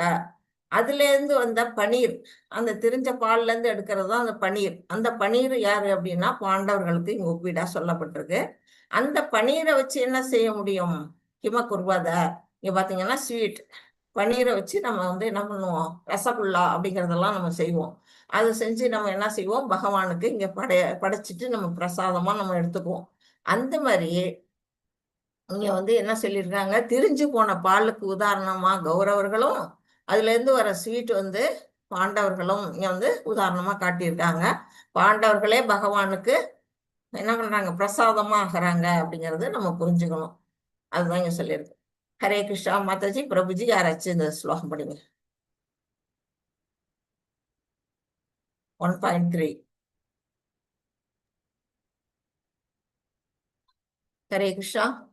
மாதாஜி பிரபுஜி யாருங்களா? அதான் 2 பேர் ஹேண்ட் ரைஸ் பண்ணியிருக்காங்க. ஒவ்வொருத்தரா வாசி. மகாலட்சுமி வெங்கடேசன். ஹரே கிருஷ்ணா. राधे कृष्णा। ஹரே கிருஷ்ணா राधे कृष्णा மாதாஜி. माताजी। हरे कृष्णा माताजी. दृष्ट्वाद पाण्डवानीकं व्यूढं दुर्योधनस्तदा आचार्यमुपसङ्गम्य राजा वसनं ब्रवीत्। माताजी எந்த ஸ்லோகம் மாதாஜி படிச்சீங்க? सेकंड वन संजय उवाच। संजय இல்ல उवाच। மாதாஜி, பஷ்யைத்தாம் இல்ல மாதாஜி, ஸ்கிரீன்ல தெரியுது இல்லையா? 1.3 அந்த ஸ்லோகம் வாசிங்க. பஷ்யைத்தாம் பாண்டு புத்திராணாம். Okay okay Mataji okay. Hare Krishna. पश्यैतां पाण्डुपुत्राणाम् आचार्यमगतीं समू व्यूढां द्रुपदपुत्रेण दवशिष्येन धीमता। हरे राम। Thank you Mataji, thank you. ஹரே கிருஷ்ணா, நல்லா வாசிச்சீங்க மாதாஜி. இப்போ வந்து இதுல என்ன Thank you. சொல்லியிருக்காங்க? ஹரே கிருஷ்ணா. இதுல என்ன சொல்லியிருக்கிறாங்க அப்படின்னு பாத்தீங்கன்னா துரியோதனன் வராரு, தன்னுடைய குருவா இருக்கக்கூடிய துரோணர்கிட்ட பேசுறாரு. அவர் எங்க வராரு அப்படின்னு பாத்தீங்கன்னா போர்க்களத்துல படைகள்லாம் வந்து என்ன பண்றாங்க? வருஷப்படுத்தி நிற்க வச்சிருக்கிறாங்க இந்த பக்கம் அந்த பக்கம்லாம். அத வந்து இவர் ஒரு பார்வையிடுறாரு. ஒரு பார்வையிட்டுட்டு வந்து யார் யாரு எந்தெந்த படையில இருக்கிறாங்க அப்படிங்கறத வந்து துரோணர்கிட்ட வந்து சொல்றாரு. சொல்லும் பொழுது, என் ஆச்சாரியரே, இதோ பாண்டுவின் மகன்களின் பெரிய படையை, பாண்டு மகன்களோட யாரு பஞ்ச பாண்டவர்களுடைய படையை பார்த்து உங்களுடைய புத்திசாலித்தனமான சீடரான துருபதனின் மகனால், யாரு துருபதனோட மகன் யாரு? திருஷ்டத்யும்னன். அவன் தான் வந்து அந்த இடத்துல யாருன்னா தளபதியா இருக்கிறாரு அந்த பாண்டவர்களோட படைக்கு. அவர் யாருன்னா துரோணாச்சாரியரோட ஒரு சீடன். அதுதான் அவர் சொல்ற, உங்களுடைய சீடன், புத்திசாலித்தனமான சீடரான துருபதனின் மகனால் திறமையாக நிறுவப்பட்டுள்ளது. பாண்டவ படையை பார்த்து இவர் வந்து சொல்றாரு. கோபம் வருது அவருக்கு, ஆத்திரம் வருது. ஏன் வருது அப்படின்னு பாத்தீங்கன்னா இந்த துருபதனோட கதை வந்து கொஞ்சம் பிளாஷ்பேக் போனோம்னா என்ன ஆகும்னா துருபத மகாராஜாவும் துரோணாச்சாரியரும் சின்ன வயசுல குருகுலத்துக்கு போறாங்க, ஒன்னா வந்து படிக்கிறாங்க, ஒன்னா விளையாடி ஒன்னா சாப்பிட்டு ஒன்னா கல்வி கத்துக்கிட்டு வர்றாங்க. அந்த காலகட்டத்துல ரொம்ப ஃப்ரெண்ட்ஸா இருக்கிறதுனால துருபதன் ஒரு வாக்கு கொடுக்கிறாரு, நீ பிற்காலத்துல வந்து நான் வந்து ஒரு ராஜாவா போனதுக்கு அப்புறம் நீ எந்த நேரத்துல வேணாலும் வந்து என்ன பாரு, நான் உனக்கு வேண்டிய உதவி எல்லாம் செய்யறேன் அப்படின்னு வந்து ஒரு வாக்கு கொடுக்கிறாரு. அந்த மாதிரி ஒரு வாக்கு கொடுத்துட்டு அதுக்கு பிற்பாடு இவர் வந்து என்ன பண்றாரு, பிற்காலத்துல அவர் ராஜாவாயிடுறாரு, துருபத நாட்டுக்கு ராஜாவாயிடுறாரு. இவர் வந்து ஒரு அந்தணன், ஒரு பிராமணன், அவருக்கு வந்து நாடெல்லாம் கிடையாது. அவர் வந்து தன்னுகிட்ட இருக்க திறமையை வச்சுதான் அவர் வந்து பழைச்சாகணும். அப்ப வந்து ரொம்ப வறுமையில வாடிட்டு இருக்கிறாரு. ஒரே ஒரு பையன் அவருக்கு, அஸ்வத்தாமன். அவருக்கு பால் கொடுக்க கூட என்ன இல்ல, ஒரு பசுமாடு இல்ல. அதனால அவருடைய மனைவியா இருக்கவங்க என்ன சொல்றாங்க, கிருபிங்கிறவங்க, நீங்க போய் உங்களுடைய ஃப்ரெண்டை பார்த்து அவர்கிட்ட உதவி கேளுங்க, அவருதான் வந்து நாட்டையே தரேன்னு இருக்காருல்ல, போய் நம்ம ஒரு தேவையான பசுக்களையாவது வாங்கிட்டு வாங்க, நம்ம குழந்தைக்கு பால் கொடுக்கலாம் அப்படின்னு சொல்லி அவர் அனுப்பி விடுறாங்க. அவர் என்ன பண்றாரு, போறார். அங்க போய் துருபத மகாராஜா போய் பார்க்க போகும்போது அவர் என்ன செய்யறாரு, வந்து நீ யாருன்னே எனக்கு தெரியல போ அப்படின்னுறாரு. ரொம்ப அவமானமா போயிடுது துரோணாச்சாரியருக்கு. கூடவே படிச்சு ஒன்னா பழகி எல்லாம் நான் உன்னோட அப்படியே உயிருக்கு உயிரா பழகின நண்பர்கள் வந்து திடீர்னு வந்து எனக்கு யாருமே தெரியல அப்படின்னு சொன்னா எப்படி இருக்கும் வருத்தம், மனசு அவருக்கு வருத்தம் தாங்கல. அப்ப வந்து அவர் சொல்றாரு, இவ்வளவு மோசமா நீ போயிட்ட, உன்னை வந்து என்னுடைய சீடர்களை வச்சே நான் உன்னை வந்து வென்று காட்டுறேன் அப்படின்னு சொல்லிட்டு இவர் வந்துடுறாரு. அதுக்காகவே வந்து இங்க வந்து என்ன பண்றாரு, இந்த ராஜ்யத்துல குருஷேத்திர இதுல வந்து ஹஸ்தினாபுர அரண்மனையில வேலைக்கு சேர்ந்து அங்க இருக்க மாணவர்கள் யாரு, கௌரவர்கள் பாண்டவர்களுக்கு இவர் வந்து வில்வித்தை எல்லாம் கத்துக் கொடுக்கிறாரு. அதுல சிறந்த வீரனா இருக்கக்கூடிய அர்ஜுனன் மூலமா என்ன பண்றாரு, அந்த துரோணரை வீழ்ச்சி அடைய வைக்கிறாரு. போர்ல வென்று அவரை வந்து தன்னுடைய காலடிக்கு கொண்டு வந்து விட்டுறாரு. யாரு, அர்ஜுனன். அந்த மாதிரி நிலையில வந்தோன்னா அவரு நாட்டை இழந்துடுறாரு. ஆனா வந்து இவர் என்ன செய்யறாரு, அந்த நாட்டை ரெண்டா பிரிச்சு, நீ ஒரு நாட்டால என்னுடைய மகனுக்கு ஒரு பாதியை கொடுன்னுட்டு அஸ்வத்தாமனுக்கு பாதியும் துருபத மகாராஜாவுக்கு பாதியமா கொடுத்துடுறாரு இந்த துரோணாச்சாரியர். அதுல வந்து அவருக்கு ரொம்ப அவமானமா போயிடுது. யாருக்கு, துருபத மகாராஜனுக்கு ரொம்ப அவமானமாயிடுது. அந்த அவமானத்தினால அவர் என்ன செய்யறாரு, இவரை பழி வாங்கணுங்கிறதுக்காகவே அக்னி வளர்த்து அக்னி மூலமா அவர் வந்து ஒரு குழந்தைய வேண்டாரு. அதுல வரவங்க தான் நமக்கு தெரியும், திருஷ்டத்யும்னன், ரெண்டாவதா வரவங்க வந்து துருபத கன்னிகா இருக்கக்கூடிய திரௌபதி. அந்த 2 பேரும் அந்த அக்னியில இருந்து வராங்க, வளர்ந்த உருவமா வராங்க. 18 வயசு உருவத்திலேயோ ஏஜ்லயே அவங்க வந்து அக்னியில இருந்து பிறந்து வராங்க. அவங்க என்ன பண்றாங்கன்னா, இவரை கொல்லணுங்கிறது தான் அவருடைய நோக்கம். துரோணரை கொல்றதுக்காகவே ஒரு ஏற்பட்ட மகன் தான் வந்து துஷ்டத்யுமன். அப்படிப்பட்ட ஒரு மகனை யாருகிட்ட கல்வி கற்க அனுப்புறாருன்னா துரோணாச்சாரியாட்டே அனுப்புறாரு. போய் அவர்கிட்ட போய் கத்துக்கிட்டு வரலாம் வில்வித்தைகள்லாம் அப்படின்னு சொல்லி இவர்கிட்டயே வந்து அவர் எல்லா வித கலைகளையும் கொஞ்சம் கூட மனசு இது இல்லாம, அதாவது இப்ப நம்மளை கொல்ல பிறந்தவன்னா யாராச்சும் கலைகளை கத்துக் கொடுப்பாங்களா, ஆனா அவர் வந்து பாரபட்சம் இல்லாம அவர் வந்து என்ன செய்யறாரு, அந்த திருஷ்டத்யுமனுக்கு எல்லா கலைகளையும் கத்துக் கொடுக்கிறாரு. அததான் வந்து இங்க வந்து துரியோதனை வந்து அவர்கிட்ட சுட்டி காட்டுறோம். உன்னுடைய சீடனா, நீங்க வந்து உன்னை கொல்ல பிறந்தவனுக்கே நீங்க வந்து எந்த வித இதுவும் இல்லாம பாரபட்சம் பார்க்காம எல்லா கலைகளையும் கத்துக் கொடுத்த அவன் வந்து இப்ப வந்து இந்த பாண்டவர்களுடைய சேனையை வந்து நிர்வகிக்கிறான் பாரு அப்படின்னு வந்து இவரை வந்து லைட்டா வந்து என்ன பண்றான், குத்தி காட்டுறான். அவனுடைய ராஜதந்திரம் அதுதான். ஒரு குரு அந்த குரு கிட்ட எப்படி பேசணுங்கிற இது கூட இல்லாம அவனுடைய முகத்துல இருக்க அந்த அகங்காரம், ஆணவம், அதெல்லாம் வந்து இந்த இடத்துல வெளிப்படுது. அதுதான் வந்து துரியோதனனுடைய செயல்பாடா இங்க சொல்லப்பட்டிருக்குது. இப்ப வந்து அடுத்தது என்ன சொல்லியிருக்காங்க அப்படின்னு பார்ப்போம். புவனேஸ்வரி மாதாஜி ஹேண்ட் ரைஸ் பண்ணிருக்கீங்க, படிக்கிறீங்களா? 1.19 ஸ்லோகா.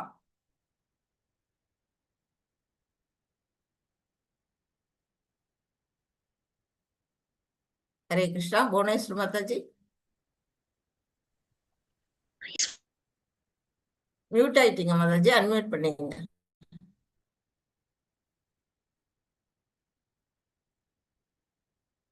புவனேஸ்வரி மாதாஜி அன்மியூட் பண்றீங்களா? சரி, வாசிங்க. जी 1. शागोषो दार्शताशनं शत्रुति व्यात्यके नभस्त्रिभं शैवतु முலோ ஐயப்பநாதன். அப்படி இல்லை மாதாஜி, அது என்னன்னா சகோஷோ சகோஷோ தார்தராஷ்டிராணாம் ஹிருதயானி வியதாரயத் நபஷ பிருத்திவீம் சைவத்து மூலோ வியனு நாத்தையன் அப்படின்னு அதுல சொல்லப்பட்டிருக்கு. இதுல என்ன சொல்லியிருக்கிறாங்க கருத்து அப்படின்னு பாத்தீங்கன்னா, இப்ப வந்து போர்க்களத்துல 2 படைகளும் அணிவகுத்து நிக்குது. அப்ப வந்து போர் புரியறதுக்கு முன்னாடி என்ன செய்வாங்க, சங்கு முழங்குவாங்க. உங்க எல்லாருக்குமே தெரிஞ்சிருக்கும், சங்கு முழங்கிதான் வந்து பகவானுக்கு காலையில ஆரத்தி பண்ணணும்னாலும் கோயில்ல பாத்தீங்கன்னா சங்கு முழங்கிதான் கோயில்ல ஆரத்தி ஆரம்பமாயும் முடிஞ்ச உடனேயும் சங்கு முழங்குவாங்க. இப்ப வந்து நம்ம இது அந்த மாதிரி போர்க்களத்துல படைகள்லாம் வந்து போர் புரிய துவங்குற அந்த காலையில அந்த நேரத்துல ஃபர்ஸ்ட் வந்து நான் சங்கு முழங்கணும்னா போர் ஆரம்பிக்க போகுது அப்படிங்கிறது ஒரு சகுனமா இருக்கும். அதான் வந்து அறிகுறி. எல்லாரும் வந்து எங்கெங்கயோ நிக்கிற வீரர்களுக்கு வந்து போர் தொடங்குறதுக்கான ஒரு அறிகுறியா வந்து சங்கு முழங்குவாங்க. அதே போல சாயந்தரம் 6 மணி ஆயிடுச்சுன்னா போரை நிறுத்தணும் பொழுது சங்கு முழங்கணும்னா எல்லாரும் போரை அப்படியே கை விட்டுருவாங்க, நிறுத்திடுவாங்க. அதோட அன்னைய போற அன்னையோட முடிஞ்சிருச்சு அப்படின்னு. அது ஒரு அடையாளம். அந்த மாதிரிதான் இப்ப இறந்து போனவர்களை வந்து தூக்கிட்டு போகும்பொழுது பாத்தீங்கன்னா சங்கு முழங்க. இதெல்லாம் வந்து ஒரு அறிகுறி, இது முடிஞ்சிருச்சு அப்படிங்கிறத ஒரு காட்டுறதுக்காக ஒரு அறிகுறியா வந்து சங்கு முழங்குறாங்க. இப்போ வந்து துரியோதனன் என்ன பண்றாரு, போர்க்களத்துல படைகள் எல்லாம் பாக்குறாரு. பார்த்தோன்னா அவர் வந்து இந்த துரோணாச்சாரியர்கிட்ட வந்து சொல்றாரு, அவங்க இந்த படைகள்ல யாரெல்லாம் இருக்கிறாங்க, பீமன் இருக்கான், அர்ஜுனன் இருக்கான், அவங்களுக்கு சமமான வீரர்கள் வந்து இருக்காங்க. திரௌபதி கன்னிகையோட பஞ்ச புதல்வர்கள் உப பாண்டவர்கள் இருக்கிறாங்க. அப்புறம் அர்ஜுனுடைய மகனான அபிமன்யு இருக்கிறான். அப்படியே அந்த வீரர்களை பத்தி எல்லாம் வந்து சொல்லிட்டு இருக்கான். திருஷ்டத்யுமனன் இருக்கிறான், திருபத மகாராஜா இருக்கான் அப்படின்ட்டு அவன் பார்த்து சொல்றான். இதெல்லாம் பார்த்தோன்னா சரி நம்ம பேரனுக்கு பயம் வந்து போயிடுச்சு அப்படின்ட்டு யார் நினைக்கிறா, பீஷ்மாச்சாரியாருக்கு தோணுது. பீஷ்மர் எந்த படையில இருக்கிறாரு, இவன் கௌரவ சேனையில இருக்கிறாரு. அவர் வந்து என்ன பண்றாரு, இவருக்கு வந்து நம்மளுடைய பேரனை உற்சாகப்படுத்துவோம் அப்படின்னுட்டு சரி போற தொடங்கலாம் அப்படின்னு சங்கு முழங்குறாரு. அவரு சங்கு எடுத்து அவர் ஊதுற உடனேயே எல்லாரும் அவங்கவுங்க சங்கு எடுத்து ஊதுறாங்க. இப்ப இங்க பாத்தீங்கன்னா பல்வேறு சங்கொலிகளின் முழக்கம் பேரொலியாக எழுந்து பெரிய சத்தமா கேக்குது. எல்லா சங்கும் முழங்கணும்னு எப்படி இருக்கு, பூமியும் வானமும் நடுங்குமாறு எதிரொலிக்க அந்த சங்கு முழங்கம், அந்த தாரை தப்பட்டை அந்த கொம்பு அந்த மாதிரி அதெல்லாம் வாசிக்கிறாங்க போர் தொடங்க போதுன்னுட்டு. அதெல்லாம் எப்படி அதை கேட்டா திருதராஷ்டிரன் மகன்களுடைய இதயங்கள் வந்து சிதறி போயின அப்படின்னா நொறுங்கி போயிடுச்சான் அவங்களுடைய இதயங்கள்லாம். அந்த அளவுக்கு ஏன் நொறுங்கி போகணும், பயம். ஏன்னா எதிரி படையில யாரு இருக்கிறா, மகா புருஷர் பரந்தாமன் கிருஷ்ணரே வந்து அங்க வந்து பார்த்த சாரதியா இருக்கிறாரு.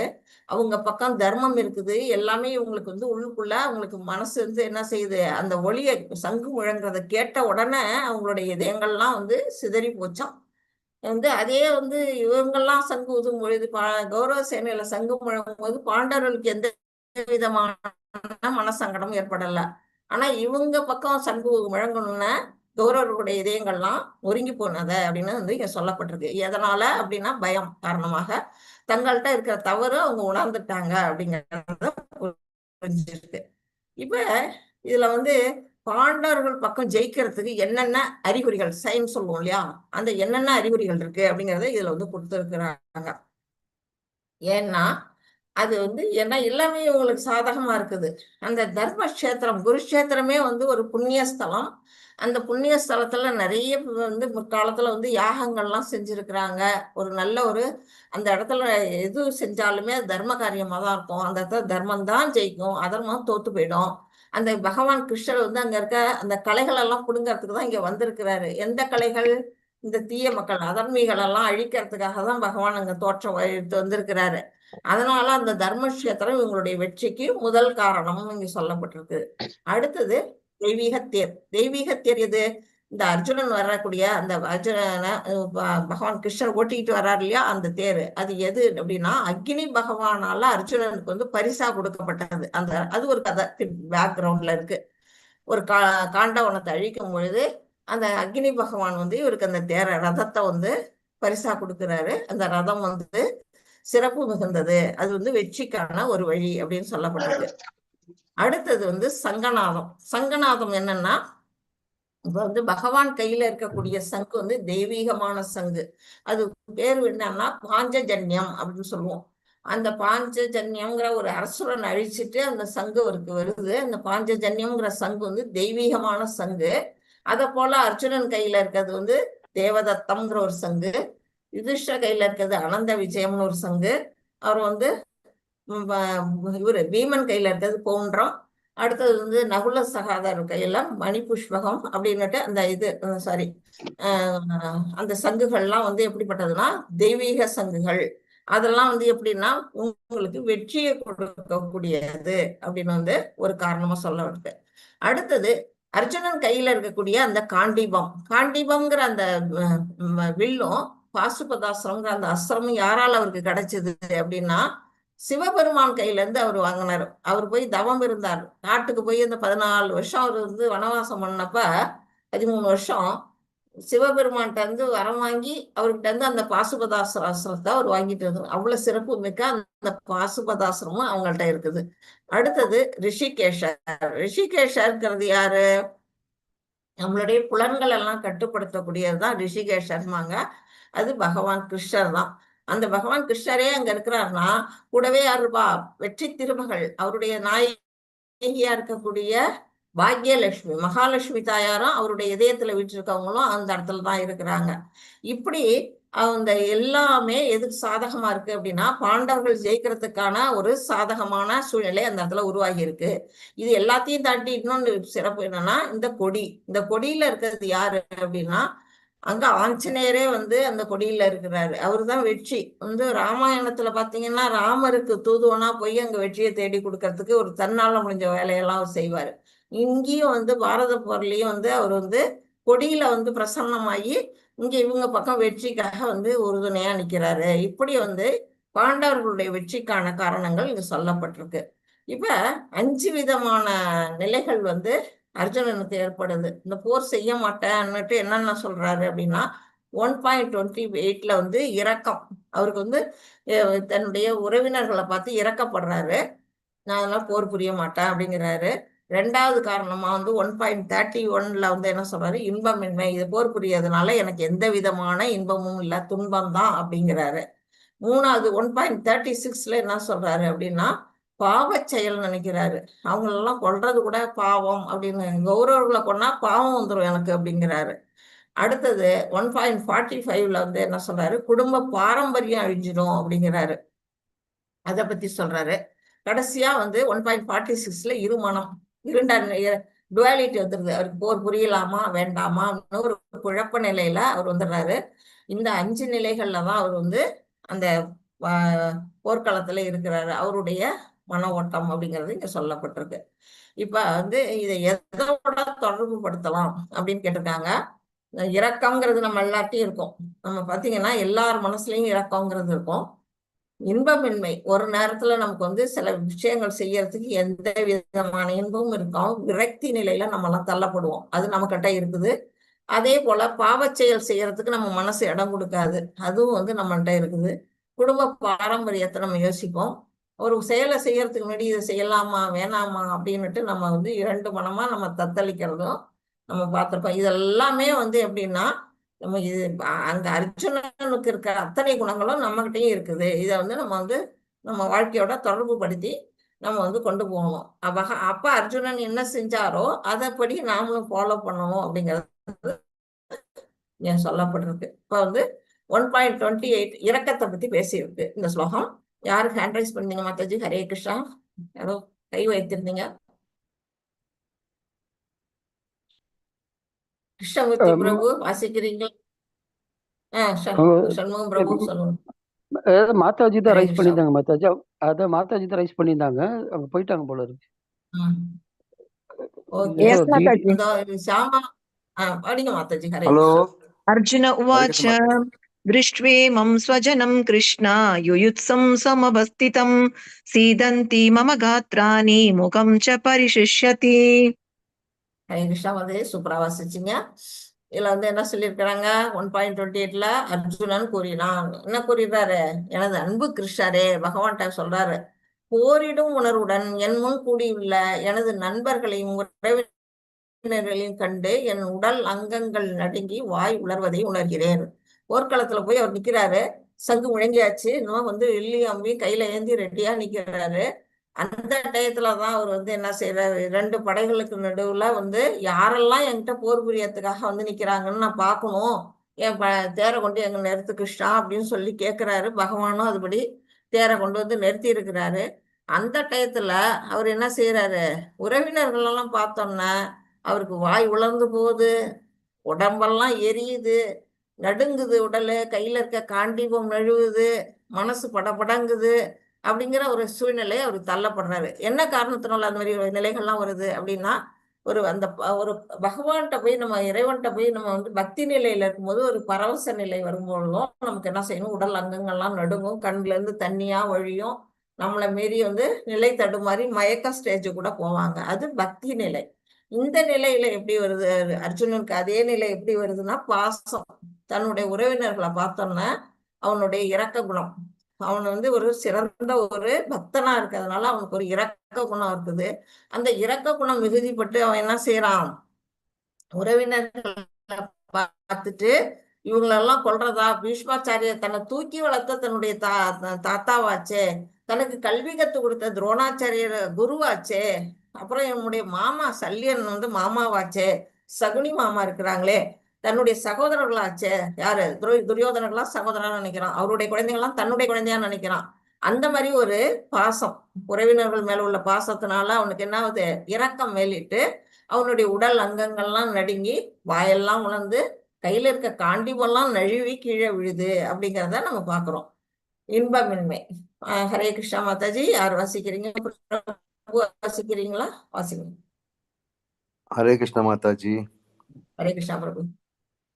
न च श्रेयो अनुपश्यामि हत्वा स्वजनम् आहवे न काङ्क्षेय विजयं कृष्ण न चरराज्यं सुहानि च।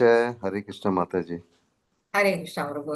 இதுல வந்து என்ன சொல்லியிருக்கிறாங்க அப்படின்னா, அர்ஜுனன் இன்பமின்மைங்கிறார். என்ன இன்பம் இல்ல, சொந்த உறவினர்களை இந்த போரில் கொள்வதால் என்ன நன்மை வரும் எனக்கு, நம்ம உறவினர்கள் எல்லாம் கூடி நம்ம வந்து நம்ம வீட்டுல ஒரு ஃபங்க்ஷன்னா என்ன செய்வோம், கல்யாணம் இல்ல வந்து வீடு குறைவரசம் இல்ல ஒரு குழந்தைக்கு ஒரு நல்ல ஒரு காரியம், காது குத்துறது, அது மாதிரி ஏதோ ஒரு விசேஷம் செய்யறோம்னா எல்லா உறவினர்களும் கூட்டி நம்ம என்ன பண்ணுவோம், சந்தோஷத்தை வெளிப்படுத்துவோம். அப்ப நம்ம உறவினர்கள்லாம் எதுக்காக இருக்காங்க, நம்மளுடைய சந்தோஷத்தை பங்கிடுறதுக்காக தான் இருக்காங்க. அப்ப இவங்களெல்லாம் கொன்னுட்டு நான் அந்த ராஜ்யத்தை போய் ஆளும் பொழுது எனக்கு என்ன நன்மை வரும் அப்படின்னு அர்ஜுனனுடைய கேள்வி. யோசிக்கிறாரு. நம்ம சொந்தக்காரங்களெல்லாம் கொண்டுட்டு யாரை வச்சுட்டு நான் நாட்டை ஆள போறோம் அப்படின்னுங்கிற என்ன நன்மை வரும் அதனால அப்படின்னு சொல்லி கிருஷ்ணர் சொல்ற, எனது அன்பு கிருஷ்ணரே, இதில் பெறக்கூடிய வெற்றியையோ ராஜ்யத்தையோ இன்பத்தையோ நான் விரும்பவில்லை. இந்த போரை நடத்துறதுனால வரக்கூடிய வெற்றி எனக்கு தேவையில்லை, இந்த ராஜ்யமும் எனக்கு தேவையில்லை, அதை ஆளக்கூடிய நன்மை இன்பமும் எனக்கு வேண்டியதில்லை, இது எதுவுமே எனக்கு விருப்பம் இல்லை, உறவினர்கள் கொள்றதை நான் விரும்பவில்லை, எனக்கு வந்து அதனால எனக்கு எந்த விதமான இன்பமும் அல்ல, நான் வந்து குடும்பத்துலதான் மாட்டிட்டு இருக்கிறேன் அப்படின்னு சொல்லி அவர் வந்து தன்னுடைய நிலையை வந்து பகவான்கிட்ட இங்க எடுத்துரைக்கிறாரு. அதுதான் இந்த ஸ்லோகத்துல சொல்லப்பட்டிருக்கு. ஹரே கிருஷ்ணா. இந்த ஸ்லோகம் யார் வாசிக்கிறீங்க? செயல் 1.36. ஹரே கிருஷ்ணா. கேக்குதா? மாதாஜி யாராவது இருக்கீங்களா? வாசிக்கிறீங்களா? வாசிங்க பிரபு. ஓகே. हरे कृष्ण माता जी।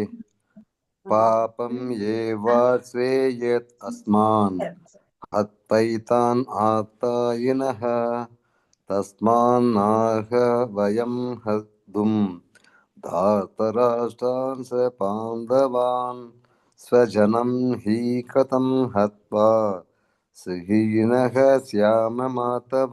हरे कृष्ण माता जी। ஹரே கிருஷ்ணா பிரபு. இப்ப வந்து இதுல வந்து பாவச் செயலை பத்தி சொல்றாரு. அதாவது என்ன சொல்றாரு, இத்தகைய அக்கிரமக்காரர்கள் யார சொல்றாருன்னா துரியோதனர்கள் தான் சொல்றாரு. துரியோதனர்கள் என்ன செய்யறாங்க, அக்கிரமம் எல்லாம் செய்யறாங்கிறத ஒத்துக்கிறாரு. அர்ஜுனனுக்கு தெரியுது என்னென்ன அக்கிரமம் எல்லாம் பண்ணியிருக்கிறாங்க. அந்த மாதிரி அக்கிரமக்காரர்களை கொல்றதுனால நமக்கு என்ன வரும், பாவம் தான் வரும் அப்படிங்கிறாரு. அக்கிரமக்காரர்களை கொன்னா எத விதமான மனசங்கடமும் இல்லாம உடனே கொல்லலாம்னு வேத சாஸ்திரங்கள்ல சொல்லப்பட்டிருக்கு. என்ன விதமான அக்கிரமங்கள் அப்படிங்கிறத நமக்கு அழகா கொடுத்துருக்குறாங்க. என்னென்ன விதம் அப்படின்னு பாத்தீங்கன்னா, விஷம் கொடுக்கறவங்க, வீட்டிற்கு நெருப்பு வைக்கிறவங்க, பயங்கர ஆயுதங்களால வந்து தாக்குறவங்க, அடுத்தது செல்வத்தை கொள்ளையடிப்பவர்கள், பிறர் நிலத்தை ஆக்கிரமிப்பவர்கள், அப்புறம் பிறர் மனைவியை கடத்தி போறவங்க. இந்த 6 விதமான குற்றங்களை வந்து செய்யறவங்கள எந்த விதமான யோசனையும் இல்லாம யார் வேணாலும் என்ன செய்யலாம், கொல்லலாம் அப்படின்னு வேத சாஸ்திரங்கள்லயே சொல்லப்பட்டிருக்கு. இந்த 6 விதமான செயல்களுமே வந்து இங்க யார் செஞ்சிருக்கிறாங்க அப்படின்னா, துரியோதனர்கள் பாண்டவர்கள்ட்ட செஞ்சிருக்கிறாங்க. யாருக்கு விஷம் கொடுத்தாங்க? சின்ன குழந்தையா இருக்கும்போது பீமனுக்கு வந்து விஷத்தை கொடுத்து பாயசத்துல விஷம், ஆழகால விஷத்தை கலந்து அவர் பீமனை கொல்லணும்னு கலந்து கொடுத்து அவனை தண்ணிக்குள்ள தூக்கி போட்டுருவாங்க, கடல்ல தூக்கி போட்டுருவாங்க, விஷம் கொடுத்துட்டாங்க. அடுத்தது என்ன செய்யறாங்க, அரக்கு மாளிகையில வந்து தீ வச்சு அந்த பஞ்ச பாண்டவர்களையும் தாயார் குந்தியையும் எரிக்கணும் அப்படின்னு திட்டம் போட்டு அந்த அரக்கு மாளிகையில தீ வைக்கிறாங்க. அதுவும் நம்ம படிச்சிருக்கிறோம். 2வது விஷயம். 3வது என்ன செஞ்சாங்க, பயங்கர ஆயுதங்கள். இப்ப இந்த போர்க்களத்துல பாத்தீங்கன்னா ஆயுதங்கள் நிறைய அஸ்திரங்கள் எல்லாம் அவங்களும் வரவாங்கி கொண்டு வந்திருக்கிறாங்க. அக்னி அஸ்திரம், நீரால நெருப்பாளர்னு பிரம்மாஸ்திரம் அப்படின்னு நிறைய விதமான அஸ்திரங்கள்லாம் பயங்கரமான ஆயுதங்களோட வந்து நீங்க போர் புரியறதுக்கு தயாரான நிலையில இருக்கிறாங்க. அடுத்தது 4 வந்து செல்வத்தை கொள்ளையடிப்பவர்கள். என்ன பண்றாங்க, பாண்டவர்கள்ட்ட இருக்க செல்வத்தை எல்லாம் எதை வச்சு சூதாடி கொள்ளையடிக்கிறாங்க. அக்கிரமமான வழியில சூதாட்டி, நல்ல நேர் வழியில கொள்ளையடிக்கல, சூதாட்டத்து மூலமா அவங்களுடைய செல்வத்தை அபகரிக்கிறாங்க. அடுத்தது பிறர் நிலத்தை ஆக்கிரமிப்பவர். அப்படி பார்த்தா அவங்க இந்திரபிரஸ்தங்கிற நாடு வந்து இவங்க உருவாக்குனது, பாண்டவர்கள் உருவாக்குன அந்த நாட்டையும் வந்து என்ன பண்றாங்க, குடிங்கிடுறாங்க, அதையும் ஆக்கிரமிச்சுட்டாங்க. அது கடைசியா வந்து என்ன செய்யறாங்க, பிறன்மனை, அதாவது அடுத்தவனுடைய மனைவியை அபகரிக்கிறது இருக்கிறதுலே ரொம்ப கொடுமையான விஷயம். அது வந்து திரௌபதி வந்து இவங்க வந்து எல்லாம் இதுக்கு போயிருக்காங்க இல்லையா, வானப்பிரஸ்தம் போனாங்க இல்லையா, 12 வருஷம் வந்து வனவாசமும் 1 வருஷம் வந்து அஞ்ஞாத வாசமும் செய்யறாங்க, யார் கண்ணிலையும் மறைஞ்சு வாழணும்னு. அந்த நிலையில வாழும்போது எப்படியாவது திரௌபதியை கவர்ந்துட்டு வந்துட்டா அவளை வந்து பிடிக்கிறதுக்கு, அவளை காப்பாத்துறதுக்காக பாண்டவர்கள் வெளிப்பட்டு வருவாங்க. அப்போ வந்து அவங்கள வந்து அஞ்ஞாத வாசம் அவங்கள வந்து முடிச்சிடலாம். அஞ்ஞாத வாசத்துல யாருக்கெல்லாம் மாட்டிட்டா அதுக்கு பிறகு அவங்களுக்கு வந்து திருப்பவும் என்ன செய்யணும், மறுபடியும் பழையபடி 12 வருஷம் வனவாசமும் 1 வருஷம் வந்து அஞ்ஞாத வாசமும் வாழணுங்கிறது அவங்களுக்கு வந்து விதிக்கப்பட்ட கட்டளை. அப்படி இருக்கும்போது திருட்டுத்தனமா அவங்க என்ன செய்யறாங்க, யாரும் இல்லாத சமயத்துல திரௌபதியை வந்து அவங்க அபகரிச்சுட்டு வராங்க. யாரை விட்டு, அந்த இவங்க தன்னுடைய தங்கச்சி புருஷனா இருக்கக்கூடிய அவன் மூலமா வந்து அபகரிச்சுட்டு வராங்க. அந்த நிலையிலையும் அவங்க வந்து தப்பு செஞ்சுட்டாங்க. 6 விதமான குற்றங்களும் செஞ்சிருக்காங்க. ஆனாலும் அர்ஜுனன் வந்து எப்படிப்பட்ட மனசு, அவன் வந்து ரொம்ப ஒரு நல்லவன், பகவான் மேல பக்தி உள்ளவன். அதனால அவனுடைய இதயம் வந்து தூய்மையோட இருக்குது, தர்மத்தை நினைக்குது. அவங்கள கொல்ற அப்படிப்பட்ட அக்கிரமக்காரர்களை கொன்னாலுமே நமக்கு வந்து பாவம் தான் வந்து சேருமே தவிர, அவங்க வந்து நிக்கிறாங்க நம்மளை கொல்றதுக்கு, தெரிஞ்சே வந்து தன்னுடைய உறவினர்கள் கொல்றதுக்கு தயாரா அவங்க இருந்தாலுமே, அவங்க செஞ்சாலும் பரவாயில்ல, அதை நாம செய்யக்கூடாது. அவங்க தப்புன்னு செஞ்சு ஒரு செயலை செஞ்சாலும் எதிரிகள் வந்து நமக்கு தப்புன்னு தெரிஞ்சு அந்த செயலை செய்யக்கூடாது அப்படின்னு வந்து பகவான்கிட்ட சொல்றாரு. அதிர்ஷ்ட தேவதையின் கணவரே மாதவா அப்படின்னு கூப்பிடுறாரு. மாதவா அப்படின்னா அதிர்ஷ்ட தேவதையின் கணவரே கிருஷ்ணரே, எனது சொந்த உறவினர்களை கொலை செய்து விட்டு நாம் எவ்வாறு மகிழ்ச்சி அடைய முடியும், அவங்களை கொண்டுட்டு நமக்கு என்ன மகிழ்ச்சி வரும், இதனால நமக்கு என்ன லாபம், அதனால நான் இந்த போர் செய்ய மாட்டேன் அப்படின்னு வந்து அவர் வந்து பின்வாங்குறாரு. ஹரே கிருஷ்ணா. மாதாஜி யாரோ ஹேண்ட் ரைஸ் பண்ணியிருந்தீங்க, படிக்கிறீங்களா? வாசிங்க மாதாஜி. यदि मामब्रदीहारम् अक्षरं षट्स्तरबाणयः गार्धराष्ट्राद्गरणीहन्यो धन्मे सेमदरं भवेत्. ஹரே கிருஷ்ணா. ஹரே கிருஷ்ணா. இந்த ஸ்லோகம் என்ன சொல்லுது அப்படின்னா, குடும்ப பாரம்பரியம். குடும்ப பாரம்பரியம் அப்படின்னு என்ன பாத்தீங்கன்னா, என்ன சொல்லியிருக்கிறாரு அப்படின்னு பாத்தீங்கன்னா, ஆயுதமின்றியும் எதிர்த்து போரிடாமலும் இருக்கின்ற என்னை. இப்ப வந்து போர்க்காலத்துல வந்து சில விதிகள் இருக்குது, யாரெல்லாம் வந்து கொல்லலாம் கொல்லக்கூடாதுன்னு விதிகள் இருக்குது. இந்த குறிப்பிட்ட நேரம் 6 மணி வரையிலும் தான் போர் புரியணும், 6 மணியை தாண்டி போர் புரியக்கூடாதுன்னு விதிமுறை இருக்குது. எதிரியோட கையில வந்து ஆயுதம் இல்லாம நிராயுத பணியா இருந்தா அவங்கள கொல்லக்கூடாதுன்னு விதிமுறை இருக்கு. எதிர்த்து போரிடாம போர்க்களத்தை விட்டு ஒதுங்கினாங்கன்னா அவங்கள கொல்லக்கூடாது அப்படின்னு விதிமுறைகள்லாம் இருக்கு. ஒரு பெண்ணை கொல்லக்கூடாது அப்படிங்கிற விதிமுறை இருக்கு. இப்படி ஆயுதமின்றியும் எதிர்த்து போரிடாமலும் இருக்கின்ற என்னை ஆயுதம் தாங்கிய திருதராஷ்டிரன் மகன்கள் போரில் கொன்றால் அது எனக்கு அதிக நன்மையை கொடுக்கும் அப்படிங்கிறாரு அர்ஜுனர். எப்படி சொல்றாரு? நான் போர் புரியாம நான் வெறுங்கையோட நிராயுதபாணியா நிக்கிறேன், என்னை வந்து துரியோதனர்கள் வந்து ஆயுதத்தால கொல்லட்டும், அதுவே எனக்கு வந்து நன்மையை தான் கொடுக்கும், நான் வந்து அதனால வந்து போர் புரிஞ்சேன்னா எனக்கு அதை விட தீமை தான் கிடைக்கும் அப்படிங்கிறாரு. எப்படி சொல்றாரு அப்படின்னா குடும்ப பாரம்பரியத்தை நினைச்சு சொல்றாரு. ஏன்னா ஒரு போர்க்களத்துல ஒரு போர் வீரர்கள் ஆண்கள் தான் வந்து போர் புரியுறாங்க. அப்போ குடும்ப தலைவர்களா இருக்கக்கூடியவர்கள்லாம் அழிஞ்சிட்டாங்கன்னா அந்த குடும்பத்துல இருக்கக்கூடிய பெண்கள்லாம் என்ன செய்வாங்கன்னா களங்கம் அடைவார்கள். அவங்க வந்து மற்ற ஆடவர்களால வந்து களங்கத்துக்கான வழி வர்றதுக்கு வாய்ப்பு இருக்கு. குடும்பத்துல தலைவன் இல்லைன்னா நல்லது சொல்றதுக்கு எடுத்து சொல்ற ஆள் இல்லைங்கும் போது அவங்கவுங்க விருப்பத்துக்கு நடப்பாங்க. அந்த குடும்பத்துல தேவையில்லாத வம்ச விருத்தி உருவாகும். அப்படிப்பட்ட வம்ச விருத்தி உருவாகும் காலத்துல வர்ண சங்கரா ஏற்படுற காலத்துல என்ன ஆகும்? அந்த குடும்பத்துல முன்னோர்களுக்கு, அந்த குடும்பத்துல இறந்தவர்களுக்கு வந்து பிண்டமும் நீரும், அதாவது தர்ப்பணம் வந்து செய்ய மாட்டாங்க. அவங்களுக்கு வந்து பித்திருக்களுக்கு செய்ய வேண்டிய காரியங்களை செய்யாம விட்டுடுவாங்க. அப்போ வந்து அந்த குடும்பமே வந்து அழிஞ்சு போகக்கூடிய நிலை ஏற்படும், அந்த வர்ண சங்கரம் ஏற்படும்.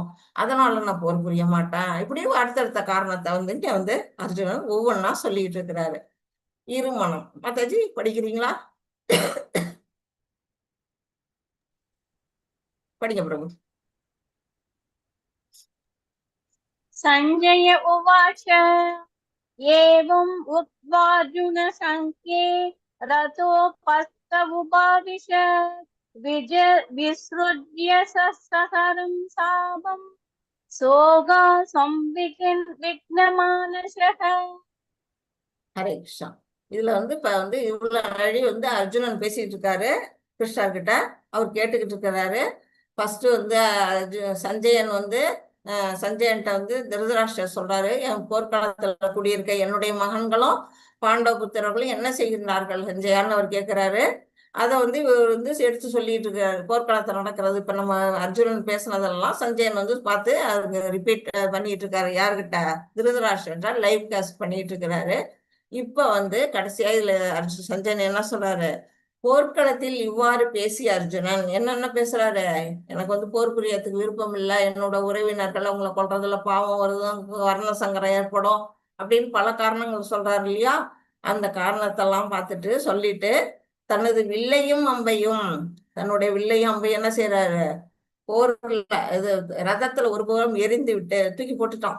எல்லாத்தையும் தூக்கி எரிஞ்சிட்டு ரதத்துல அமர்ந்து விட்டான். இதுவரையிலும் நின்றுகிட்டு பேசிட்டு இருக்கிற கிருஷ்ணர்கிட்ட இப்ப என்ன செய்யறாரு? கையில இருக்க அம்பு வில்லெல்லாம் பக்கம் போட்டுட்டு உட்கார்ந்துடுறாரு. ஏன் உட்கார்ந்துடுறாரு? உடல் சோர்வடைந்திருது, மனம் தளர்ந்து போச்சு அவருக்கு. உறவினர்கள் பார்த்தோம்னா அவங்கள கொல்லக்கூடிய சூழ்நிலை இல்லாம இறக்கத்தினால அவருடைய உடல் வந்து நடுநடுங்கி என்ன பண்றது, உடல் தளர்ந்து போய் மனம் சோகத்துல மூழ்கி அவர் வந்து ரதத்துல ஒரு பக்கம் அமர்ந்துட்டாரு அப்படின்னு வந்து இந்த இடத்துல சஞ்சயன் சொல்றாரு. இதுதான் வந்து நம்ம இன்னைய போர்க்களத்தில் படைகளை கவனித்தல், அதாவது அர்ஜுன விஷாத யோகம். ஃபர்ஸ்ட் ஸ்லோகம் வந்து திருதராஷ்டிரருடைய விசாரணை, கிம குருவத சஞ்சய அப்படின்னு 1.1ல நம்ம பார்த்தோம். தர்மக்ஷேத்திரே குருஷேத்திரே அப்படின்னா அந்த ஸ்லோகம் வழியா திருதராஷ்டிரர் சஞ்சயன்ட்ட என்ன செய்யறாங்கன்னு கேட்கிறாரு. அதை பார்த்தோம். ரெண்டாவதுல வந்து 2ல இருந்து 11 வரையில என்ன பார்த்தோம்? துரியோதனுடைய பயம். வந்து போர்க்களத்துல பாண்டவர்களுடைய சேனைகள் எல்லாம் பார்த்தோம்னா அவருக்கு ஒரு பயம் வருது. கிருஷ்ணரை பார்த்துறாரு. அந்த சங்கு, அந்த அவருடைய 5-6 விதமான சகுனங்கள் அதெல்லாம் பார்த்தோம்னா அவருக்கு ஒரு பயம் வருது. அதெல்லாம் அதுல பார்த்தோம்.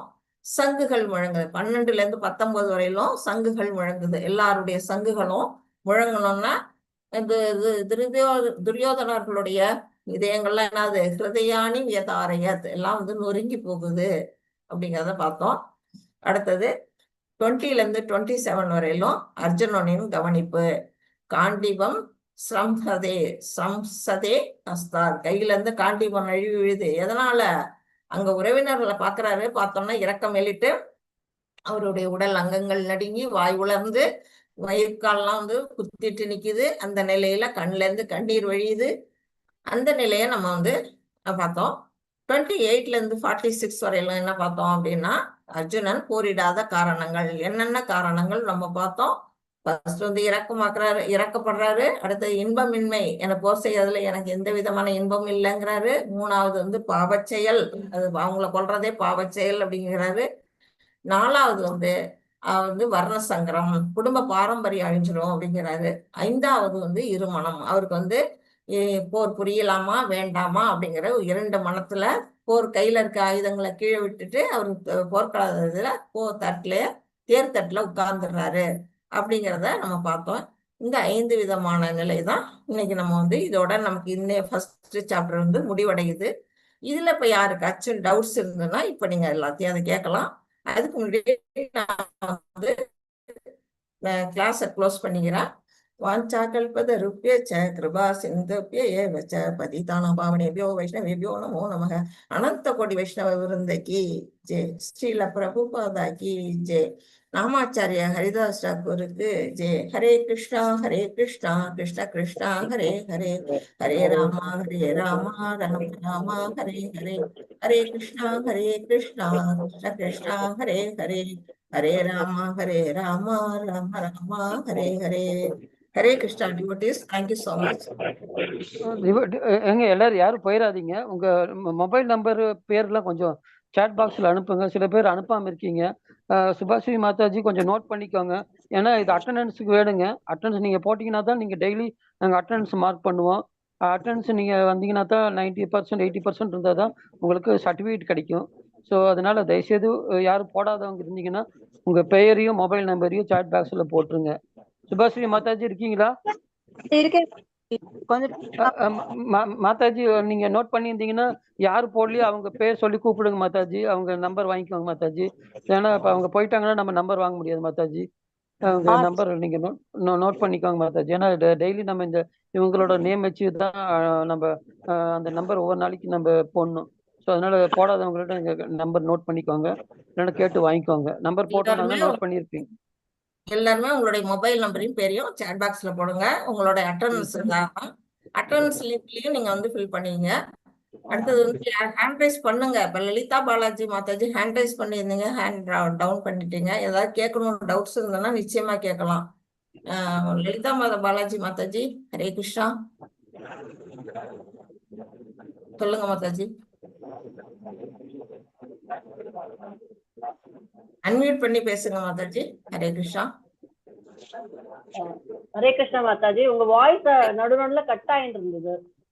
அப்படியா? பயங்கரமா கட் ஆகுது மாதாஜி. எல்லாருக்குமே அப்படிதான் கேக்குதா பிரபு? ஹரே கிருஷ்ணா. மாதாஜி எங்களுக்கும் பயங்கரமா இருக்கு. நடுநடுல போயிடுறது.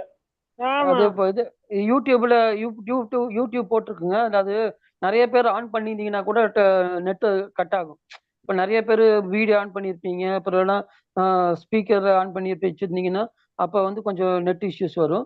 அது நாளைக்கு இப்போ மாதாஜி வந்து பார்த்துப்பாங்க. அது ஒன்றும் இது இல்லைங்க. அப்புறம் இன்னைக்கு லிங்க் போட்டிருக்கு, கிளாஸ் மெட்டீரியல் அதில் இருக்குங்க. ஏன்னா குவிஸ் அட்டன் பண்ணணும் நீங்கள். அதை பற்றி ஒரு 4-5 நாள் கழிச்சு சொல்கிறேங்க. இப்போ அது வந்து நீங்கள் நேமு மொபைல் நம்பர் மட்டும் மறக்காமல் போடுங்க. ஏன்னா நீங்கள் ஒரு 30 பேர் இருக்கீங்க, ஒரு கிட்டத்தட்ட ஒரு 18 பேர் 19 பேர் தான் நம்பர் நேம் போட்டிருக்கீங்க. ஸோ மித்தவங்க போடாதவங்க தயவுசெய்து கொஞ்சம் உங்கள் சேட் பாக்ஸில் வந்து உங்கள் மொபைல் நம்பரையும் நேமையும் கொஞ்சம் அனுப்புங்க. சுபாஸ்ரீ மாதாஜி நீங்க நோட் பண்ணிட்டீங்களா மாதாஜி? உங்க போலாமா? இருக்கீங்களா? அவங்க நேம் என்னன்னு கேட்கணும் பிரபுஜி. அந்த நம்பர் மட்டும் அது கேளுங்க. அப்ப போயிடுவாங்க. ஒரு நிமிஷம் போக மாட்டாங்க, வெயிட் பண்ணுவாங்க. ஒரு நிமிஷம். லலிதா பாலாஜி மாதாஜி, உங்களுக்கு இது வந்து வேற ஏதாவது டவுட்ஸ் இருக்கா? என்னோட இல்ல, அப்புறம் இந்த இது வந்து சாஃப்ட் காப்பி கிடைக்குமா அதோட? இல்லையா சாஃப்ட் காப்பி இல்ல ஹார்ட் காப்பி? இதுதான் வந்து இதுல வருமே மாதாஜி. இப்ப வந்து நம்ம யூடியூப் லிங்க் போட்டுருக்கோம் இல்லையா, அது வந்து பிரபு எடுத்து நம்ம குரூப்லயே போடுவாரு. அதை நீங்க வந்து அதை கேட்கலாம் திருப்பியும். எந்த நீங்க சாஃப்ட் காப்பி கேக்குறீங்க? பகவத்கீதையா? ஆமா ஆமா, பகவத்கீதை கேக்குறீங்க. அதுவும் வந்து உங்களுக்கு உண்டு மாதாஜி. போட்டுட்டேன், யூடியூப் லிங்க்கும் போட்டுட்டேன். இன்னைக்கு கிளாஸ் மெட்டீரியல், இன்னைக்கான ஃபர்ஸ்ட் சாப்டருக்கான கிளாஸ் மெட்டீரியல் லிங்கையும் போஸ்ட் பண்ணிட்டேன் குரூப்ல. நீங்க அதுல பாத்துக்கலாம் மாதாஜி. இன்னைக்கு ஹரே கிருஷ்ணா ஹரே கிருஷ்ணா ஹரே கிருஷ்ணா. ஹரே இது உங்களுக்கு புரியலங்கிறது நாளை கூட நீங்க என்கிட்ட கேட்டுக்கலாம், ஒன்றும் பிரச்சனை இல்லை. அது கேளுங்க யூடியூப்ல. அதுல ஏதாவது டவுட்ஸ் இருந்ததுன்னா நாளைக்கு கூட நாளைக்கு சாப்டர் நடத்தும் போது கேட்டுக்கலாம். நீங்க ஒன்றும் பிரச்சனை ஹரே இல்லை. Krishna Hare Mataji, Krishna. Hare Krishna thank you Mataji. Mataji. Thank you, Mataji. Thank you, Mataji. Hare Mataji. Yes, Krishna. me. Thank you thank you thank you. Subhashree Hare Mataji Krishna. Number thank you. வாங்கிக்கோங்க மாதாஜி. சுபஸ்ரீ சரி மாதாஜி அவங்க பாருங்க சில பேர் எல்லாருமே வந்து நம்பர் சைன் அவுட் ஆகுறாங்க. மாதாஜி கிட்ட எல்லாருமே நம்பர் கொடுத்துருங்க. சைன் அவுட் ஆகுறாங்க. நீங்க வந்து மாதாஜி போட்டோ காப்பி எடுத்துருங்க. ஃபர்ஸ்ட் அட்டண்டன்ஸ் வந்து பார்ட்டிசிபென்ட் ஃபர்ஸ்ட் போட்டோ எடுத்து மாதாஜி வச்சிருங்க. அது எடுத்தாச்சு. யார் நம்பர் இல்லையோ அது எடுத்தாச்சு மாதாஜி. இப்ப நமக்கு நம்பர் வேணும். அவங்களுக்கு சில பேர் நம்பர் மட்டும் தான் இருக்குது, பேர் இல்ல. அதனால மாதாஜி நீங்க அவங்க பேரை கூப்பிட்டு இல்லைன்னா நம்பரை கூப்பிட்டு நேமு மொபைல் நம்பர் வாங்கிக்கோங்க மாதாஜி. இன்னைக்கு 33 பேர் நம்ம